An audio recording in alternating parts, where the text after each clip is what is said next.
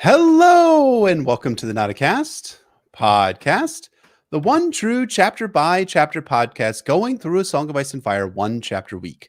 I'm one of your hosts, Jeff, better known as Brita B. Fish.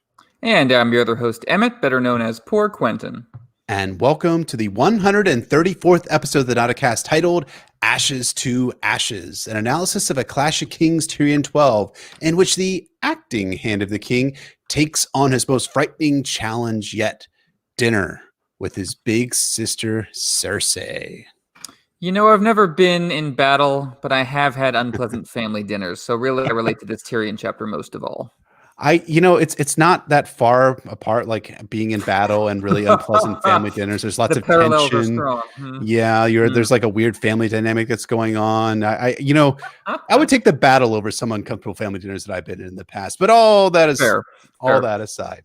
So, as always, this episode is brought to you by our not a small council, our Hand of the King Wolfman Zach, Grand Maester Tim Bob, troubleshooter of systems and designer of circuit boards, Lord Commander of the Kingsguard Mark N, Lord Travis, master of ships and War of the Waves, captain of the war galley Nightwolf, the ship that stalks the seven seas, and wielder of the Valyrian steel trident summoner, the blade that brings the deep ones, Sir Keith J, master of whispers, Lord Philip the Merciful, master of laws, Archmaester June, healer of the lesser poxes, Ragged Michael, Ward of the North, Nelson Hammer, Prince of Dragonscone, Scarlet, the other Red Woman, and Mistress of Whispers, Lord Micah, the Quilled Lion, Word of the West, Herald of the Golden Tooth, Master of the Baneford, and the Kraken's Bane, Lord James, the Jim that was promised, the High Bearded Priest, Lord Jake assisted to the Hand of the King, Ladies of Valyrian, Sir Jack, Lord of Sir Arthur Dane, and Prince Rhaegar Targaryen, Sad Prophecy Boys Club, His Grace's High Inquisitor, Sir Frank B., Sir Jasper the Cruel, the King's Justice, Lawrence, Prince of Dorne, Kelly, Ward of the Eastern Mistress of Old Bay of Crabs, Stephen the Steadfast, Master of Hounds, the Blue Winter Rose, Knight of Highgarden, Lady Stephanie, Lord Anonymous, Lord Carlos,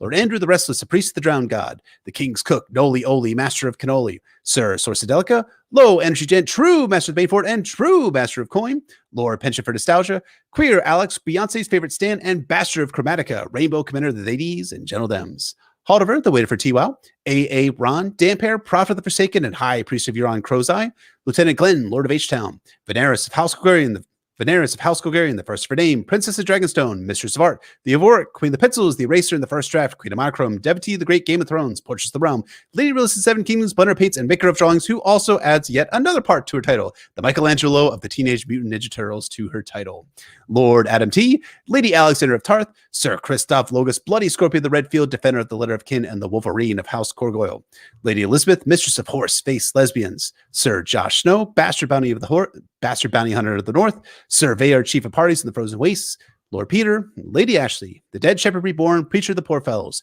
Marshall, Harrison, absent, still shipwrecked in the Jade Sea, Grave Rob Stark, the Cadaver King, and Horror of Harrenhal, Olaf, proponent of establishing a feudal, pseudo-democratic system of great councils wherein every count votes, Sir Tim, the Knight who is guided by voices, Lord Nick, Thucydides, Lord of Plagues, Sir Jack, Lord of Sir Arthur Dane, and Prince Rhaegar Targaryen, Sad Prophecy Boys Club, Lord Jean, the Splendid, Master of Coin, Ward of Tampa Bay, Lady Anna, the Lovely Castellan, Pat Ironwood, the Blood Royal and Guardian of the Bone Way, Lord Charles Tyrell of Highgarden, Lord Paramount of the Mander, Defender of the Marches, High Marshal of the Reach, Warden of the South, and the heir of House Tyrell, Luke, Lord of Lone Leaf and the Pillar of Autumn, Squid Pro Quo, Master of Zorse, Joe Snow, King of the Metro North and Protector of the Tri-State, Hedrigal, Cap of the Airship Arrogance, Squire Matt S., Future Matt S., the one who will bring balance to the kingdoms, B-Word, Queen Beyond the Wall, Lord Kyle, Lord Samuel Seaworth, and Sir Max, Lord Commander of the Constitutional Guard. Thank you to all of our counselors very much. Thank you, counselors, as always. And our spoiler warning, as we say in every episode, we'll potentially be talking about all published books. That is the 5 novels, 3 Dunkirk novellas, histories, interviews, the Winds of Winter sample chapters, as well as Game of Thrones, the TV show. Anything and everything. Our question this week comes from Sir Derek, a Sworn Sword patron, who asks, "Hello, guys. I think you're both awesome, and I appreciate the analysis you've done, and I look forward to Feast and Dance especially. I have a question for you. Do you think Catelyn broke her vow to Brienne? I'll ask no service of you that would bring you dishonor, when she ordered her to return Jaime to King's Landing? And will this have ramifications for Lady Stoneheart?" And what do you think about that, Jeff? Did Catelyn cross the line in terms of the vow she swore to never ask Brienne anything that would cause dishonor? I don't think bringing Jaime back to King's Landing was dishonorable on Catelyn's part. In fact, it was a noble gesture on Catelyn's part in a desperate attempt to try and free at least Sansa from the clutches of the Lannisters. So I think that was actually an honorable order given to Brienne of Tarth, and Brienne filled it out exceptionally well despite all odds against her, to include everything from criminals, bloody mummers, Roose Bolton, and of course the road on to King's Landing itself and the wars that have ensued all around the capital of Westeros. So I think like that Catelyn did not break her vow to Brienne itself. It was a hard order, but it was a justifiable order. I don't know if that's a correct distinction or not, but it's one that I make in my own head. But will this have ramifications for Lady Stoneheart? I think that's actually a strong possibility. I think that Brienne is going to look at Stoneheart and be like, dude, I went through fucking hell to get Jaime back to King's Landing. And by the time I got there, Sansa Stark wasn't even present in the city itself. So why did I go through all of this horror and terror and everything like that? Now, of course, part of the discussion is going to be whether it's an actual discussion or not, because Stoneheart can't really speak all that well, but she remembers, of course, as you know, who's the guy that says that from the Brotherhood? Was that Lemoncloak, I think is the one who's kind of her translator. Yeah. So I think that's going to have some major ramifications for their storyline, especially when we get Brienne's chapters, because I think she is going to be thinking explicitly about this vow and how much it cost her. And now she's being asked yet again to go against her honor and against her vows, her vows to Jaime that she makes at the end of A Storm of Swords. Anyways, I've spoken enough, sir. What do you think about you? What do you think? What do I think about me? Well, yeah, what do you, please? There's a 12-part episode. No. I mean, the tricky situation here is that Brienne never swore vow to Robb. She just swore vow to Catelyn. Right. And, you know, if she had sworn a vow to Robb, then yeah, I think Catelyn is asking something that would bring Brienne dishonor, because Robb is not on board with this, and Catelyn knows that Robb is not going to be on board with this. But because Robb was never at Riverrun while Brienne was there, and that Brienne never actually, you know, she's technically... like, you know, she's technically a lady in waiting, right? Isn't that kind of the closest thing that, you know, is to a social structure that Brienne is filling here? But she's not, because she's a swordsman. So she's kind of Brienne's, you know, most of Catelyn's guards, we see with the people who accompanied her to the south, are Robb's men, right? That's naturally where Catelyn would get her men from, would be Robb, would be the Blackfish, would be Edmure. And so really they would work for them. Brienne is an exception. She comes completely out of the social and political structure that Robb and the other men around Catelyn are used to. So I don't know if she technically owes really anything to anyone but Catelyn, and I don't know if she's necessary. You know, I do think Catelyn is putting Brienne at risk, not only in sending her on the road, but also because if she did make it back, Robb and Edmure would not be very happy with her. So she would not have a place with them. So I think you could make that argument that Catelyn has ensured Brienne continues to be a pariah. I don't know how much Brienne actually cares about that, though. So I think it's a gray area. I do think, though, Catelyn is not thinking about this, though. I think Catelyn is primarily concerned with get my daughters back at all costs, and I do think that reflects poorly. I don't think Catelyn ever thinks poorly of Brienne. I do think she thinks of Brienne as kind of an instrument of her will at the end of the day. Agreed. So thank you so much to Sir Derek for the question. If you'd like to ask us questions, we answer here on the Nauticast podcast. You're welcome to become a Sworn Sword or higher level patron over at patreon.com/NauticastaSOIAF, where you can get show notes, merch, access to the Nauta Slack, and bonus episodes. Yeah, speaking of that merch, I'm wearing the shirt that our friend Mallory, aka San Rixie. Let me try to move around the camera here for our folks who are tuning in the live stream. Yeah, you can almost see the sword. Anyways, it's a great shirt, and we appreciate all of your support on Patreon, and you will get a shirt if you join us at the Sworn Sword or higher level. And if you haven't listened to our analysis of the director's cut of Kingdom of Heaven yet, it is available now for all of our poor fellow and above Patreons. It was a really fun episode, clocks it at 2 hours and 49 minutes. Check it out. It's great. And we also wanted to announce that we are revising our next Patreon-only stretch goal. If you recall from last week, I brought up that our stretch goal was to do a full analysis of George R.R. Martin's The Hedge Knight if we got up to 1,250 patrons or $7,500 a month. That might have been a stretch goal too far. So we are revising our goal so that if we get to $7,000 a month, we'll do a full-out multi-part analysis of George R.R. Martin's 1998 novella, The Hedge Knight. So again, check us out at patreon.com/Nauticast ASOF if any of these benefits entice you. But enough about Patreon. When we last checked in with Tyrion, he had a very busy day getting ready for Stannis. But now he's hungry, and man cannot live by work alone. Let's find out what's for dinner in this synopsis of A Clash of Kings, Tyrion 12. Pod dressed him for his ordeal in a plush velvet tunic of Lannister crimson and brought him his chain of office. Tyrion left it on the bedside table. His sister misliked being reminded that he was the king's hand, and he did not wish to inflame relations between them any further. You know, it's a good start to Tyrion's day when he's trying to get a bite to eat, but he has to tactically dress for the ordeal of eating. As Tyrion moves through the yard in the Red Keep, he runs into Varys, who in truth is running up to him. He presses a letter into Tyrion's hand, a report from the north. Good news? Maybe? Tyrion unrolled the parchment. He had to squint to read the words in the torch-lit yard. Gods be good, he said softly. Both of them? I fear so, my lord. It is so sad, so grievous sad, and them so young and innocent.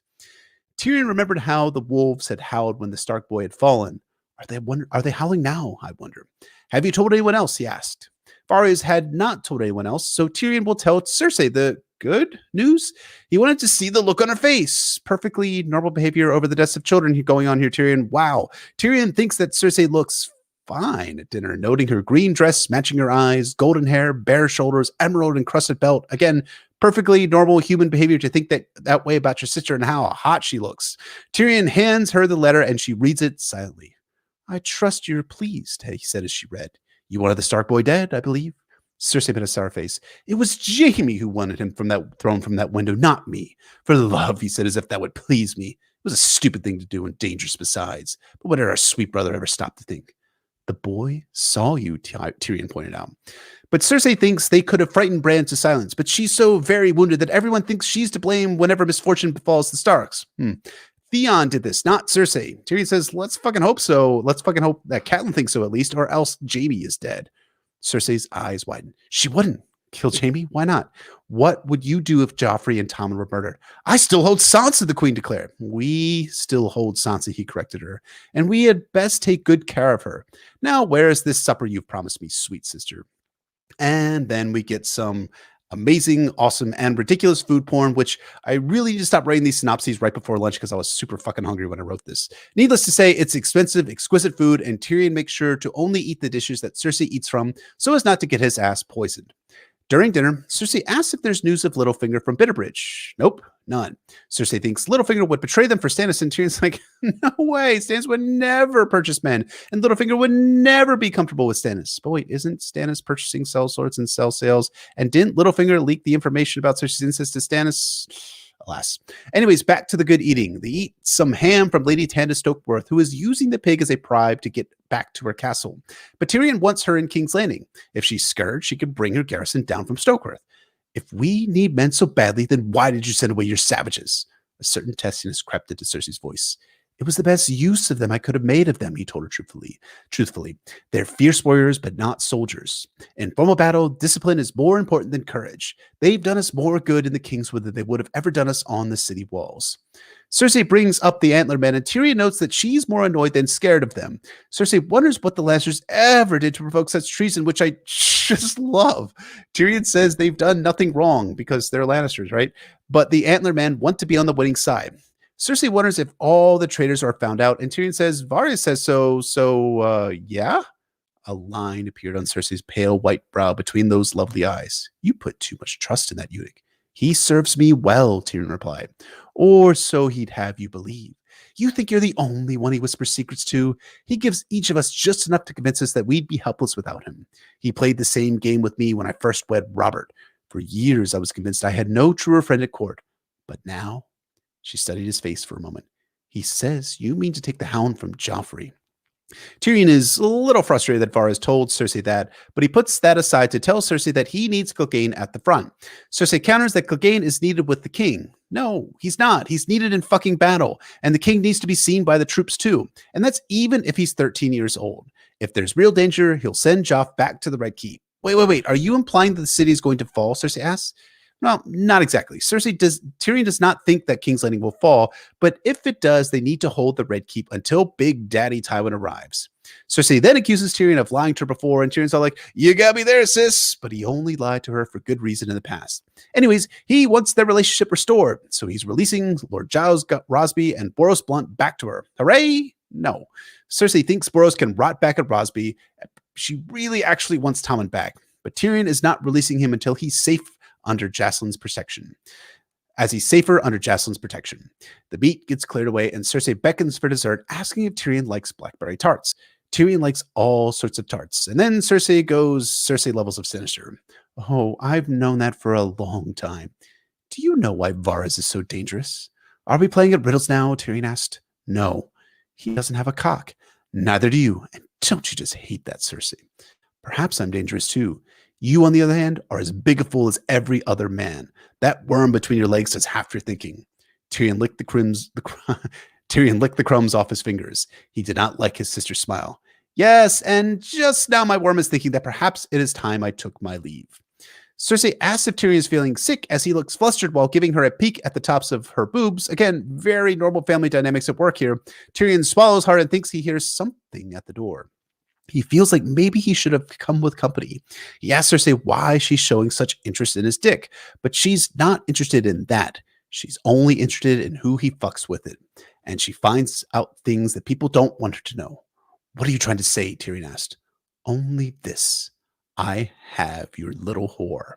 Tyrion reached for his wine cup, buying a moment to gather his thoughts. I thought men were more to your taste. Oh, you're such a droll little fellow. Tell me, have you married this one yet? When Tyrion gave her no answer, she laughed and said, Father will be ever so relieved. Stunned, Tyrion wonders how Cersei found Shae, thinking that maybe Varys betrayed him, or maybe he had been found out on his journeys to Shai's brothel. He asks Cersei why she cares so much who his girlfriend is. Cersei responds that she cares because Tyrion has schemed against her, stealing Myrcella, plotted to kill Joffrey, and wanted to put Tommen on the Iron Throne. Well, I can't say that notion isn't tempting, Tyrion thought. This is madness, Cersei. Stannis will be here in days. You need me. But does Cersei really need Tyrion? Tyrion is no battle commander, and the sellswords Tyrion has will fight for gold regardless of who's paying them.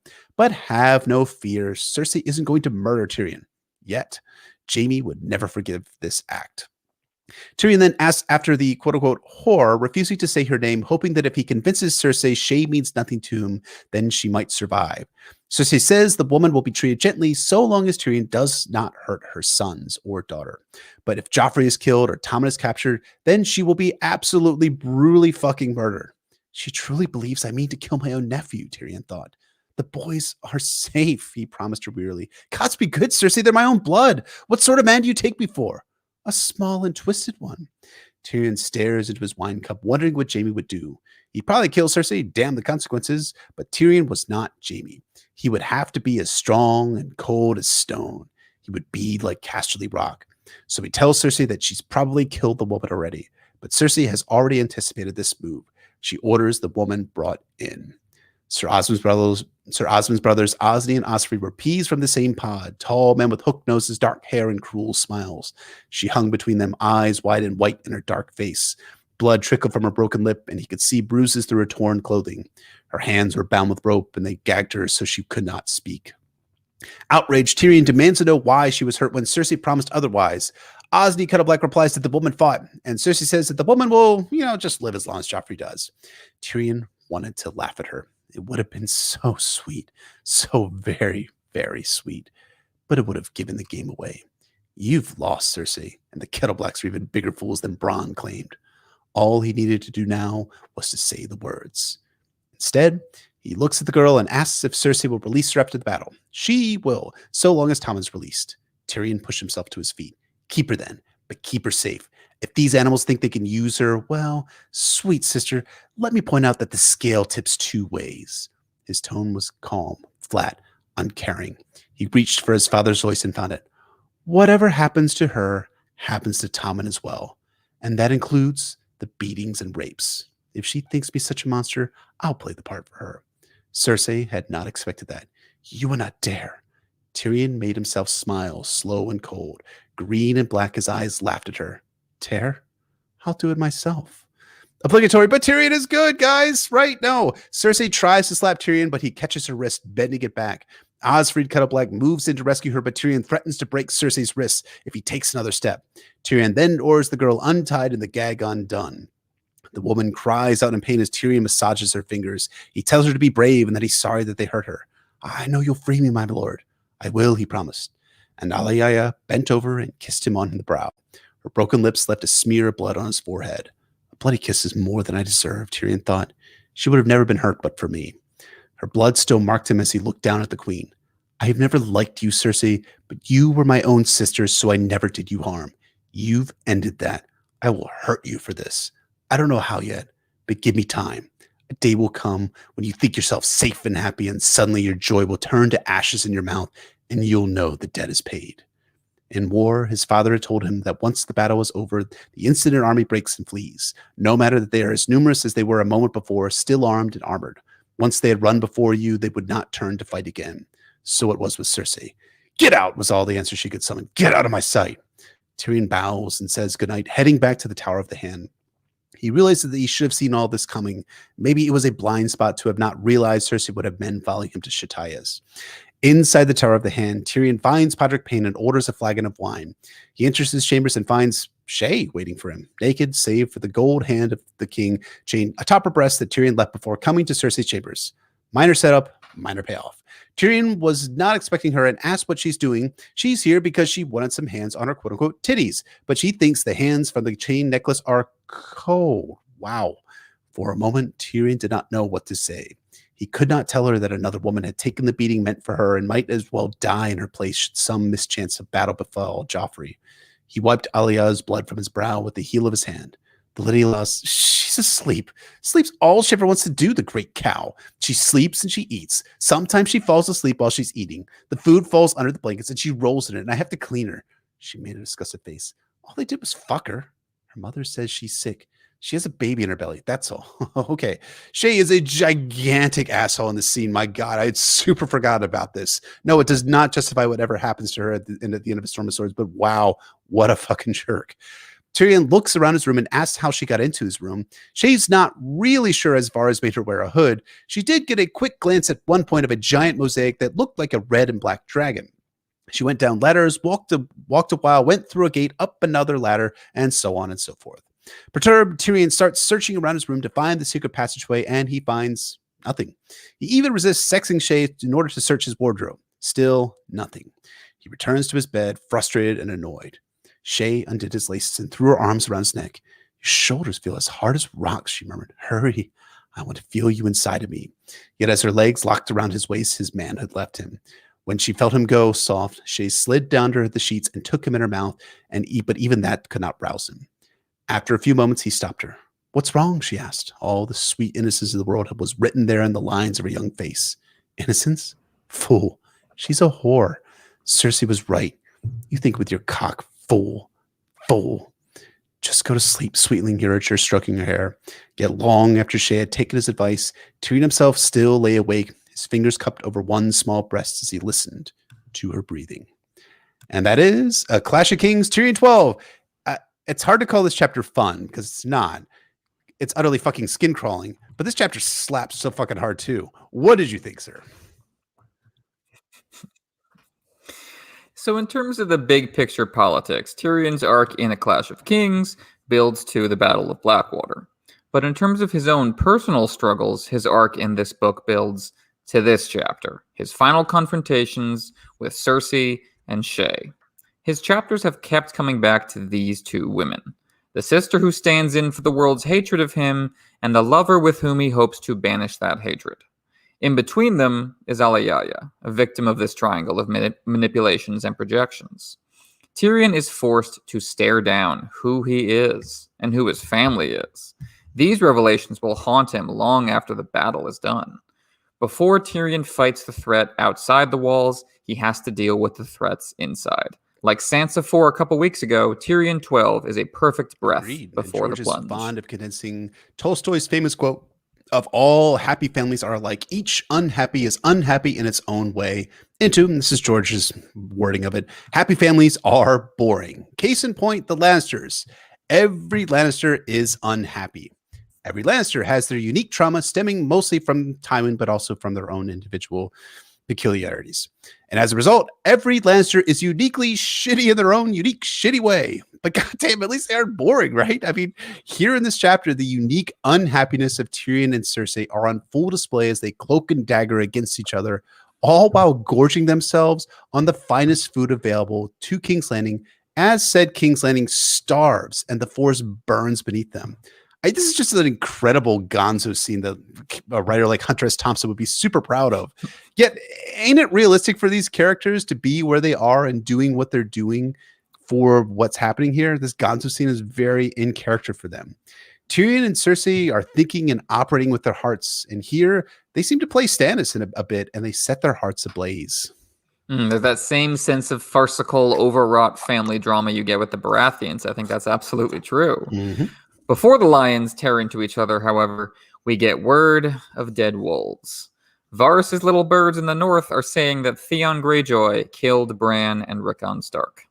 In retrospect, it's an interesting choice for George to plant this fake payoff in a Tyrion chapter, literally and figuratively distant from the event itself. It's a way for him to obscure the reality of what happened. Theon 4 ended without confirming what Ramsay's new plan was. Now all we have is the report, the image. To us as rereaders in retrospect, it seems clear that George would never kill off one of the major characters of the story this way. Balon Greyjoy, sure, you can kill him off stage. No one cares about him. But Bran? The first-time reader, however, is unlikely to pick up on that. We don't have all the gruesome in-person deaths of A Storm of Swords in our mind's eye yet for comparison, and within this chapter we quickly move on to the Tyrion versus Cersei showdown. Structuring the reveal this way also defers the emotional fallout from the boys' apparent deaths. That will wait for Catelyn 7 next week. Instead, we are learning about this via characters without direct investment in that theater of the war. As Varys says, it is not his place to judge whether this is good or bad news. That seems inhumane. Yet he also, at least on the outside, mourns for the boys as young innocents who died unjustly. Is Varys just crying crocodile tears again? Maybe. But in his mind, I think he distinguishes the deaths themselves from whether or not they are good news. The event itself is objectively sad, but it might turn out to benefit Tyrion or Varys with his own hidden plans, such as the price of political manipulations that you might look at a child's death and think, well, that might help me out. Right. I mean, that's kind of like what's happening writ large for Westeros. I mean, Varys's famous quote at the end of Game of Thrones is, "Why is it always the innocents who suffer most when you High Lords play your Game of Thrones?" Coming back to this scene here from A Clash of Kings, it kind of reads like that Varys is genuinely sad about Bran and Rickon's death. It's just kind of a true reaction. Divorced, though, from his political machinations in King's Landing, however, Varys, again, was probably genuine in feeling sadness over the death of children. As George R. R. Martin told actor Conleth Hill about Varys, he's ultimately a good person. Now, I have some disagreements about over the author's assessment of Varys as a good person. Death to the author. But Varys is more than willing to endanger children he brings into the Red Keep as his little birds, especially with their tongues being cut out and such. Again, something that George has also confirmed as saying. Moreover, this doesn't stop Varys from endangering more children by bringing more warfare to Westeros in the form of young Grift and his invasion of Westeros itself. It's kind of just like that Varys is just sad, and that's the only emotion that he's feeling here. But it doesn't change his behavior. It doesn't modify what he's doing and what his ultimate political purpose and end is. Tyrion also has a complex reaction, as he did to the news that Winterfell had fallen to Theon in the first place. First, Tyrion is struck by the breadth of the tragedy. Both of them? Both boys died? Then he recalls the wolves howling for Bran after his fall. This is how we were introduced to Tyrion as POV. His first chapter began with him listening to Summer howl mournfully at Winterfell. As with Alliser Thorne's warning about the zombies earlier in this book, Tyrion is briefly transported back to his time in the North, which had an impact on him. Are the wolves howling now, he wonders? The boys' wolves will come up again in Catelyn 7 next week, and again when Jon encounters Bran's wolf Summer in A Storm of Swords. The wolves are a constant clue that Theon's story is a lie. He might have fake boys thanks to Ramsay, but he doesn't have fake dire wolves, and everyone knows how devoted those wolves are to the boys. They would live or die together.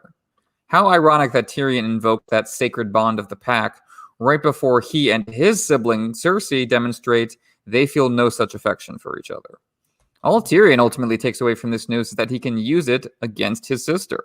He thrusts the letter at Cersei without a word, as if a weapon against the beauty she is displaying, as George writes it, the Lannister beauty that Tyrion alone lacks. Tyrion reminds Cersei that she is complicit in Bran's fall and suggests that Catelyn might blame Cersei for what happened and take revenge on Jaime.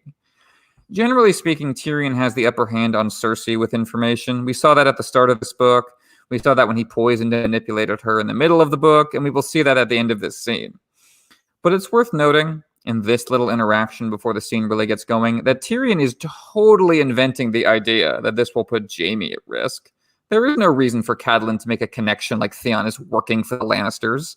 Remember, she was apprehensive about Theon on his own terms. Moreover, Cersei is right that they hold Sansa hostage for just this situation, against anything happening to Jaime. Tyrion is trying to spook Cersei. That's the only thing he's trying to do with his information, just rattle her somehow. That sets the tone for the scene. Neither Lannister is capable of viewing anything in strategic terms, not first and foremost. Every element at play, every tool they have at hand, is reduced to ammunition against each other. I mean, Tyrion is attempting to play Ben Shapiro here and own the libs in this scene, and Cersei and ends up on the losing side of the argument, and like on the factual basis of the argument, so to speak. The dunker has been dunked upon, so to speak, by the facts. And this is microcosm to Tyrion's specific failure as Hand of the King. I mean, we've talked about this over and over again about the differences between Ned and Tyrion's own individual and specific failures as Hand of the King. But, Ned, he failed to utilize the institutional power of Hand of the King to win short-term advantage for Robert and the Stark cause, failing to bring the full force of the office to bear against Cersei. Tyrion's failure is more interesting. He's more interested in winning today's infighting with whoever he's jousting with at the expense of the larger long-term goal. As Dantos Hollard said to Sansa in the last Sansa chapter, Queen Cersei and the Imp and Lord Varys and they all watch each other keen as hawks and pay this one and that one to spy out what the other is doing. Team Lannister is infighting and intriguing against each other rather than doing anything actually good kind of policy-wise in order to combat the coming threat of Stannis Baratheon. Now, that's not to say there's no place for court intrigue. I mean, it's fun for us as readers, but I think there's also a place for it politically speaking. Tyrion has to deal with bad or corrupt people holding power. Cersei, Littlefinger, Varys, Joffrey, etc., etc., etc. But notice here that even if Tyrion really believes that Jaime is endangered, Tyrion doesn't propose any substantive policy or ideas to mitigate the potential harm of Bran Rickon's death. Perhaps Tyrion could have sent a bird to Riverrun expressing his thoughts and prayers for Bran, Rickon, and Catelyn, and saying that the Lannisters had nothing to do with that specific attempted murder on Bran and Rickon. It's a paper shield for Jaime, but as Samuel tells Jon in A Feast for Crows and also to Dance of Dragons, a paper shield is better than no shield at all. That's Tyrion's role as Hand of the King, to suggest policy positions that would keep Jaime alive and work to mollify the bad relationship he and his sister have. But he can't. The emotional damage between the two has already been done, and there can be no healing and no alliance between the two. So Tyrion owns Cersei. And Cersei will then respond by owning Tyrion. Sort of. Not really. But speaking from personal experience, you can't own the libs on an empty stomach. Oh, of course. You got to feed yourself for such important labors. And Tyrion feels much the same way. As you've said before, while George takes shit for his food porn, it's almost always there to serve some larger purpose in the scene. In this case, right after we get a loving description of all the food Cersei has laid out, Tyrion tells us that the courtesy is a cover. He's feeding Cersei all the choice portions first to be sure she doesn't poison him.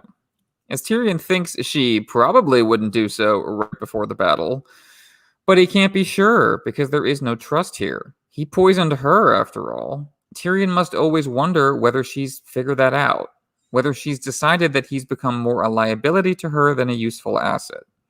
Now, Cersei is unquestionably the one who made this relationship what it is. Treating her with trust would amount to unilateral disarmament and just opening just leaving yourself open to her. Tyrion's paranoia about her is logical, but it still contributes to the family's downfall. In the moment, it corrupts the delicious meal. This ought to be a moment of security and strength, restoring one another before the war arrives on their doorstep at last. Instead, Tyrion describes it hilariously as an ordeal in the opening words of the chapter, a gauntlet he's dreading almost as much as the battle itself. Right. I mean, it's supposed to be restoring the security and strength and bringing the Lannister cause to bear right before the battle itself, but it doesn't. And there's pretty good reason why, as we'll unpack here. The contrast, I think, is the dinner for this dinner is the Stark harvest feast back from Bran 2-3 and the start of Bran 4, whereby Northern lords and small folk alike share in a days-long feast to renew the bonds between the Starks and their vassals. As we talked about back in Bran 2 and 3, there is plenty of politicking at work in that feast as the Manderleys, Umbers, Glovers, all of those houses all attempt to gain political advantage and argue over such things as hunting rights, redrawing political boundaries, the right to hold the mint, etc., etc., etc. But in the end, the Umbers and Mannerleys, they don't like each other, but they work together to build the Northern Navy, and the political unity of the North remains Stark-centric. The bonds between the Starks and their vassals are strengthened, and trust is renewed. This feast, though, is nothing like that. It's the two most powerful people in King's Landing eating alone as the city starves. Moreover, as you were saying, Tyrion finds this an ordeal and a place where he's on guard and suspicious of Cersei. As you were also saying, Tyrion did poison Cersei in order to send Cleos Frey back to River Run on his own terms. Taking it in a slightly more thematic direction, this whole Tyrion is poisoning Cersei. Tyrion suspects that Cersei would poison him. Tyrion is then framed for poisoning Joffrey. This family can't stop fucking poisoning each other or threatening to poison each other or suspecting that one other is poisoning each other. It's a metaphor made flesh of the Lannisters and how the family relationship is poisoned and continues to fester in poison. The Starks, it's interesting. The Starks don't have a food taster as far as we know. Bran doesn't suspect that Rickon is poisoning his food, or even that the Manderleys or Umbers want to murder him to gain advantage over him. Maybe it's just that the Boltons weren't present at the Harvest Feast because, Ramsay did poison Dominic Bolton back in the day, and thus no one is actually wondering whether anyone's going to poison anyone. But there's a point to be made in how the Northmen treat each other like one big cantankerous family and the immediate Lannister family, not just the general Umber, Manderley, Stark, Glover, all those families, but how the immediate Lannister family relationship is just poison from the get-go. As Tyrion says, the news about the Starks has soured Cersei, reawakening her to how the war can change and claim your life in a heartbeat. No doubt she's thinking of her own children, which, as we'll see, makes her paranoid not only about Stannis, but also, her own family, about Tyrion. We get one final run down the checklist of converging plot points before the battle takes place. Cersei running desperately through their options. Still no word from Littlefinger, the Renly's former army in the Reach, the eventual source of their deliverance. Cersei wonders if Littlefinger has sold them out to Stannis. Momentum is all important, as we see with the Antler Men. When Cersei asks why they've betrayed them, Tyrion says because they think we're going to lose. Everyone wants to be on the winning side, which has a cascading effect, because as people join the winning side, it looks more and more like the winning side. But Stannis' temperament limits his ability to win that way. As Tyrion says, no way Littlefinger joined him because Stannis and Littlefinger despise each other, which makes me like Stannis because I support anyone who gets Littlefinger out of power. That also, however, makes it harder for Stannis to win. The Tyrells may not like Littlefinger any more than they like the Lannisters, but their worst case scenario is the guy they starved at Storm's End taking the Iron Throne. So if they have to get into bed with Littlefinger and the Lannisters to deal with that, then they will. They will. And that's all true. And yet it feels like Tyrion hasn't been paying much attention to Varys' intelligence reports about Stannis and how he's purchasing cell sorts and cell sales. But more importantly, I think the Lannisters have really badly misjudged Littlefinger's motivations entirely. They seem to assume that because Littlefinger is master of coin and because he descends from minor nobility, that he's driven by money to do what he does. The reality is that Littlefinger is motivated primarily by his desire to garner power to himself due to his resentment fed by the Starks in history, and he also wants to win back Catelyn or Catelyn Ritzpaw in the form of Sansa. For her part, Cersei should have some inkling of this, as she thinks just prior to Walk of Shame and A Dance with Dragons, Peter Baelish had offered to wed Sansa Stark himself, she recalled. But of course, this was impossible. He was much too low-born. Now, this may be a factor of George's guarding that he hadn't come up with this particular subplot for Ned's downfall and for Littlefinger's motivations when he wrote A Game of Thrones and A Clash of Kings. On the power part, though, the Lannisters keep granting Littlefinger more and more and more power. Recall that when he departs King's Landing, that they just shrug off giving him some reward. Sure, whatever you want, Littlefinger, as long as you return back with the Tyrells in hand. Moreover, Tyrion knows that Littlefinger wants Harrenhal, as it was part of his 1, 2, 3 plot from earlier in A Clash of Kings. But because these are Lannisters, they assume that all their near-peer politicos want gold as their ownership of the mines of Cashley are the primary source of Lannister power. But that's not necessarily the case. They have to keep in mind the kind of various ways power expresses itself. It's not always hard currency. It's not always hard force. Littlefinger plays a slightly different game, and everyone's playing a slightly different game. We see that with the food, when the food itself enters into the discussion. The pig comes from Lady Tanda Stokeworth. It's a bribe attempt. She wants to be given leave to return to her castle. As the Lannister position disintegrates and Stannis' burning banners approach, those propping up the current regime want out, like rats off a sinking ship. Tyrion has already told us that Rosby and Stokeworth are the main sources of food for castle and garrison. And now Lord Rosby is a prisoner and Lady Stokeworth is trying to escape. These are not good signs. Tyrion points out that he had reason to arrest Lord Rosby, unlike Lady Stokeworth, because Lord Rosby was making off with Tommen. That, of course, is a very delicate topic with Cersei, when they are only now broaching. She was the one who sent Tommen off with Giles Rosby, but Tyrion is framing it as Lord Rosby's solo treason. Who knows why he did that? It was a power play on Tyrion's part. Tyrion got away with it, and his polite evasion of what actually happened only makes Cersei angrier. When Tyrion says that he'd rather have the Stokeworth men brought to the city, she snaps that he shouldn't have sent off the clansmen if they're so much short on men. Tyrion is truthful, as George writes it, when he responds that it was the best use he could have made of them. The clansmen are fierce fighters, but lack discipline. This parallels what Qhorin said last week about the wildlings in Jon 7. Just as Qhorin was overlooking the larger political picture to keep Jon in line, however, Tyrion has made himself vulnerable in the process, even by making this logical best use of his clansmen fighters. For all that Tyrion tells himself he's doing better than Ned Stark, he made the same mistake of sending away his most loyal men.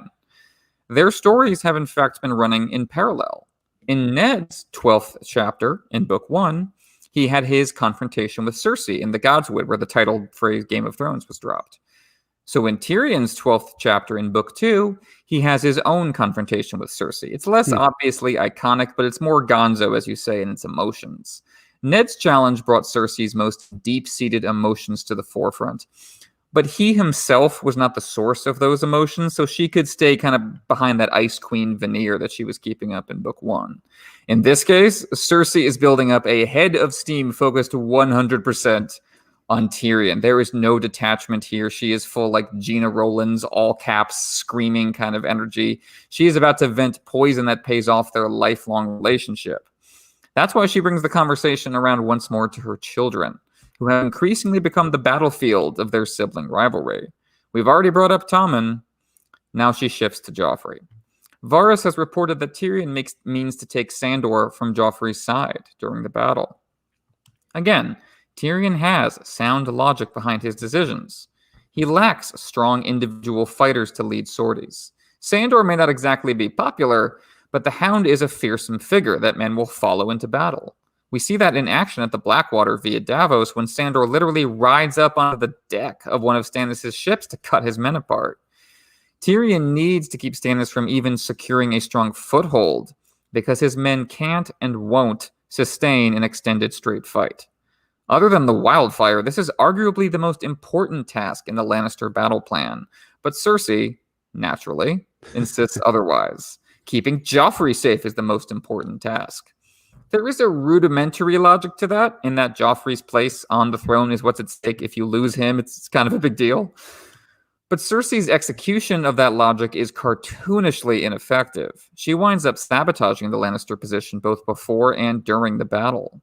First of all, as Tyrion says, Joffrey will still be very well guarded. Secondly, it's important to have him present on the scene to keep morale high. He's never going to be close enough to the fighting to prevent him from retreating to the Red Keep, which was always the backup plan if things go wrong. Cersei is not processing this debate through the lens of what is best for the Lannister position. Just as Tyrion weaponized the apparent deaths of the Stark boys against her, she is seeing his battle plans through the lens of her certainty that he, Tyrion, not Stannis, is her ultimate enemy. That's why she taunts him about Jaime leading the sorties himself. She's both trying to get him killed and she wishes Jaime was here. Tyrion snarks back that Jaime can't exactly do that from his jail cell in Riverrun, now can he? Jaime's absence has rubbed Cersei raw. And she says the only thing keeping her from killing Tyrion is the knowledge that Jaime would be angry. Even Tyrion's reassurances don't help his position in her eyes.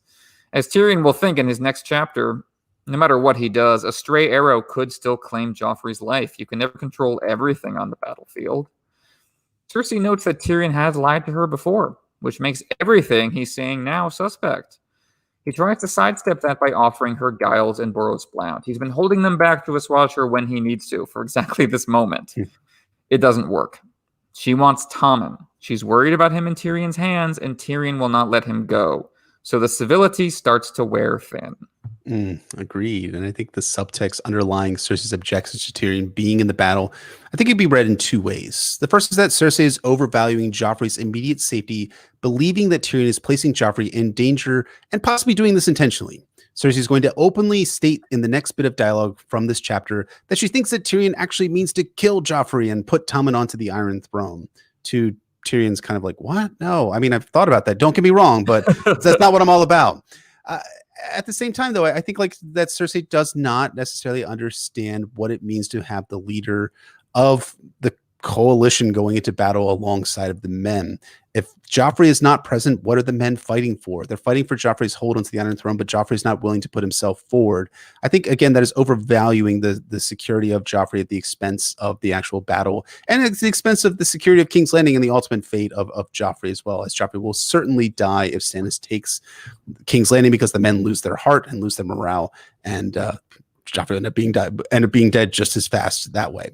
The second bit of subtext, I think, is that Cersei sees her children not as individuals, but as extensions of herself and weapons by which she wields power. In other words, Cersei sees Tyrion as stealing away another one of her children, thus disempowering her, as Joffrey is the key to Cersei's hold on power. This has already happened in a lesser context with Tyrion stealing Tommen on the Rosby Road, and she interprets this as Tyrion cutting into her hold of power by abducting the heir of the throne. And, to give Cersei just a small modicum of credit, she's not exactly wrong at this point. This was a clear power play on Tyrion's part. And as much as Tyrion attempts to frame this as keeping the heir to the throne safe, isn't that what Cersei was doing by sending Tommen to Rosby in the first place? Again, the complete lack of trust between these Lannisters have poisoned their ruling philosophy. The Queen Regent and the Hand of the King are bitter enemies. They can't trust that either party is operating in good faith. It's like Stalin and Roosevelt and Churchill from World War II, basically operating to fight against the Nazis in the form of Stannis. God, that's going real wrong. That's okay. It worked. Thus, they scheme against each other instead of working together with Stannis at the fucking gates. This dynamic then immediately gets turned up to 11 as Cersei plays what she thinks is her poison card against Tyrion. Cersei has been slowly increasing the pressure on Tyrion throughout this scene, turning up that boiling water on the frog, testing him to see if she's right that he means harm to her sons. She waits for dessert to spring the trap, as if this trap is the true sweet treat that she's been waiting for, and Georgia uses the tart wordplay to steer us into sex as a topic. Varys popped in earlier in the chapter, and Cersei brings him up as an example of how sex works in the political arena. As far as Cersei is concerned, Varys is dangerous because he's a eunuch. Sexual desire makes men do stupid things, so Varys avoids those mistakes. Varys himself makes that argument regarding Tyrion and Shae at one point right before the Purple Wedding. Tyrion, according to Varys, just deliberately ignores his own intelligence where Shae is concerned. It's no wonder that Cersei believes this. She's borne the bruises of Robert's desire. She's seen that Jaime's desire for her makes him subordinate to her. She admires Tywin because she believes he's an exception. That's why she freaks out at Shae's body being found next to his. And now Tyrion's sexual desire has made him vulnerable, handing Cersei a weapon to strike back against the imp who supposedly threatens her children. Tyrion thinks sarcastically that while Cersei might mock the cock, she still wants one. I don't think Cersei was intended as a trans character, but I do think George wound up with a character that speaks to the trans experience, judging from what many trans readers have said about it. For me, Cersei comes off less as someone with gender dysphoria than someone who hates that she has been excluded from power due to her gender. And this is the contradiction for her. You need a cock to have power, but cocks make you do such stupid things with your power once you have it. I should have power because I don't have that problem, she thinks. But Cersei's all-consuming lust for power gets in her own way. She doesn't literally have a penis, but she suffers her own version of the ego blindness she accurately diagnoses in people who do have penises. Cersei enjoys playing with Tyrion like he enjoyed playing with her regarding the death of the Stark boys. She shows him the top of her breasts as she's talking about how sexual desire makes men easy to control. So Cersei is showing as well as telling. But this also gets at the incestuous Lannister family dynamic, one that extends beyond Cersei and Jaime. George implies that really the Lannisters all kind of want to fuck each other. As an expression of narcissism, they just want to make love to their mirror images. So on one hand, they're not close enough emotionally to nourish and support each other as family members ideally should. On the other hand, they're too intimate, crossing each other's borders recklessly with no respect. Cersei has reached into Tyrion's sex life and taken a hostage, weaponizing his lust in order to keep her children safe from their uncle. Well, that's how she thinks about it anyway. The bleak humor of this scene is how Cersei has misread and overreacted, causing the very family strife she feared. Tyrion has no intention of killing her children. Yet. In the grand tradition of tragedy and dramatic irony, it is only because of how Cersei and Tywin treat him that Tyrion decides he will turn on his family. I shall be the monster you have all preemptively decided I am. At this point, though, he's just weary with her foolishness and heartsick at the thought of what he has done to Shae. Did he give himself away with that moonlit romantic ride to her side back in Tyrion 10? Turns out love is a poison after all. The bonds of blood have not stopped Cersei from tormenting him, so naturally she believes those bonds wouldn't stop Tyrion from hurting her children. It's a self-fulfilling prophecy rooted in her own lack of empathy. Tyrion can't rely on love, so he has to fall back on force. But bronze sellswords won't fight without me. But that's a lie, precisely because of the lack of love at work. They love only his gold, the true source of Lannister power, as he tells himself at chapter's end, Shae loves me only for my gold. And it's such a heartbreaking moment at chapter's end, and also here where Tyrion believes that it's only his gold is what makes him valuable. Because I think this is a blind spot where Tyrion hammers home that the Lannisters have been blinded by the glitter of their own gold. Because the sellswords that Tyrion has had Bronn purchase are not his only value. In fact, they're kind of minor in the grand scheme of things and really don't play that huge of a part in the Battle of the Blackwater. It's actually Tyrion's brain. It's his mind that's his greatest weapon in the coming battle. The entire defense of King's Landing rests on Tyrion's battle plan, the one that he's drawn up and written and flushed out with his subordinates. He's a goddamn theater commander for the Lannister side. That Tyrion doesn't bring this up can be read either as a blind spot for Tyrion valuing gold over wits, or it could also be read as Tyrion's lack of confidence in himself or his ability to plan a successful defense. The other part, of course, is that George won't have Tyrion vocalize his wildfire chain plan here so as to preserve the surprise of when this happens just 4 chapters hence in Davos 3.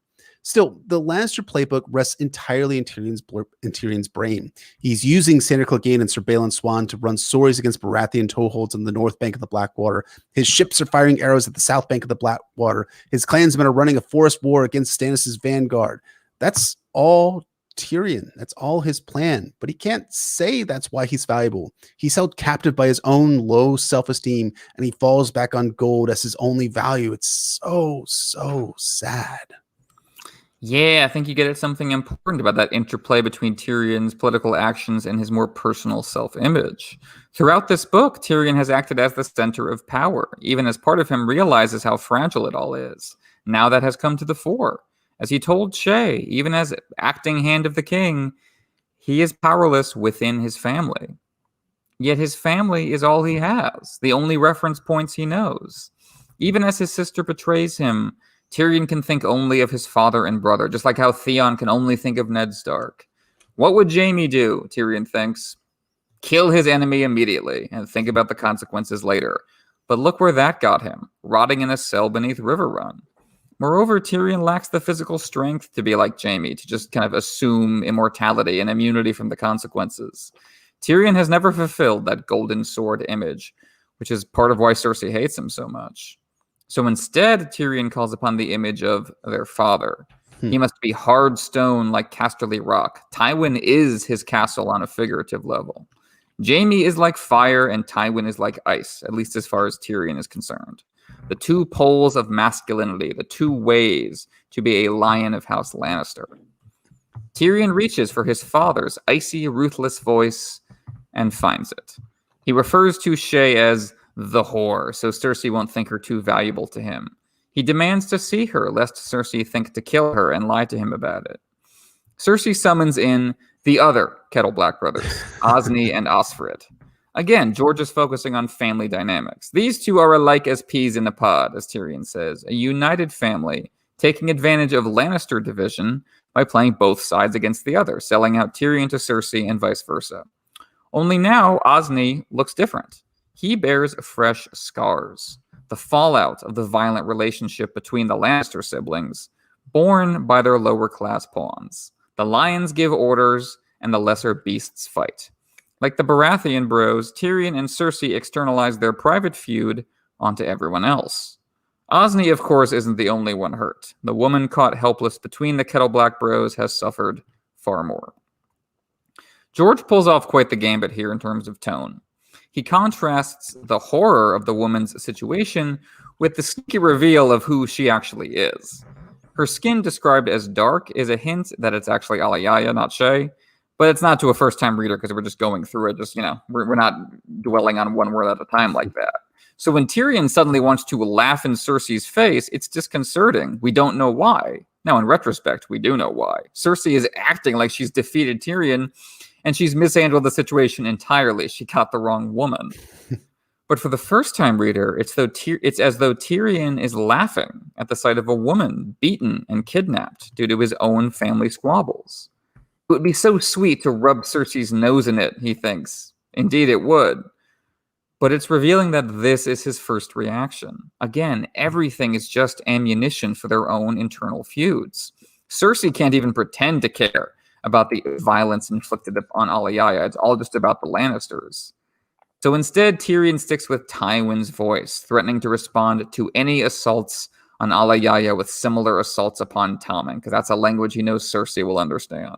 Yeah, and I love the way that George describes Tyrion in this part. His tone was calm, flat, uncaring. He'd reached for his father's voice and found it. That Tyrion has to reach for his father's voice means that at this point in Tyrion's character arc, he's not quite yet Tywin writ small. He's still Tyrion the individual at some level.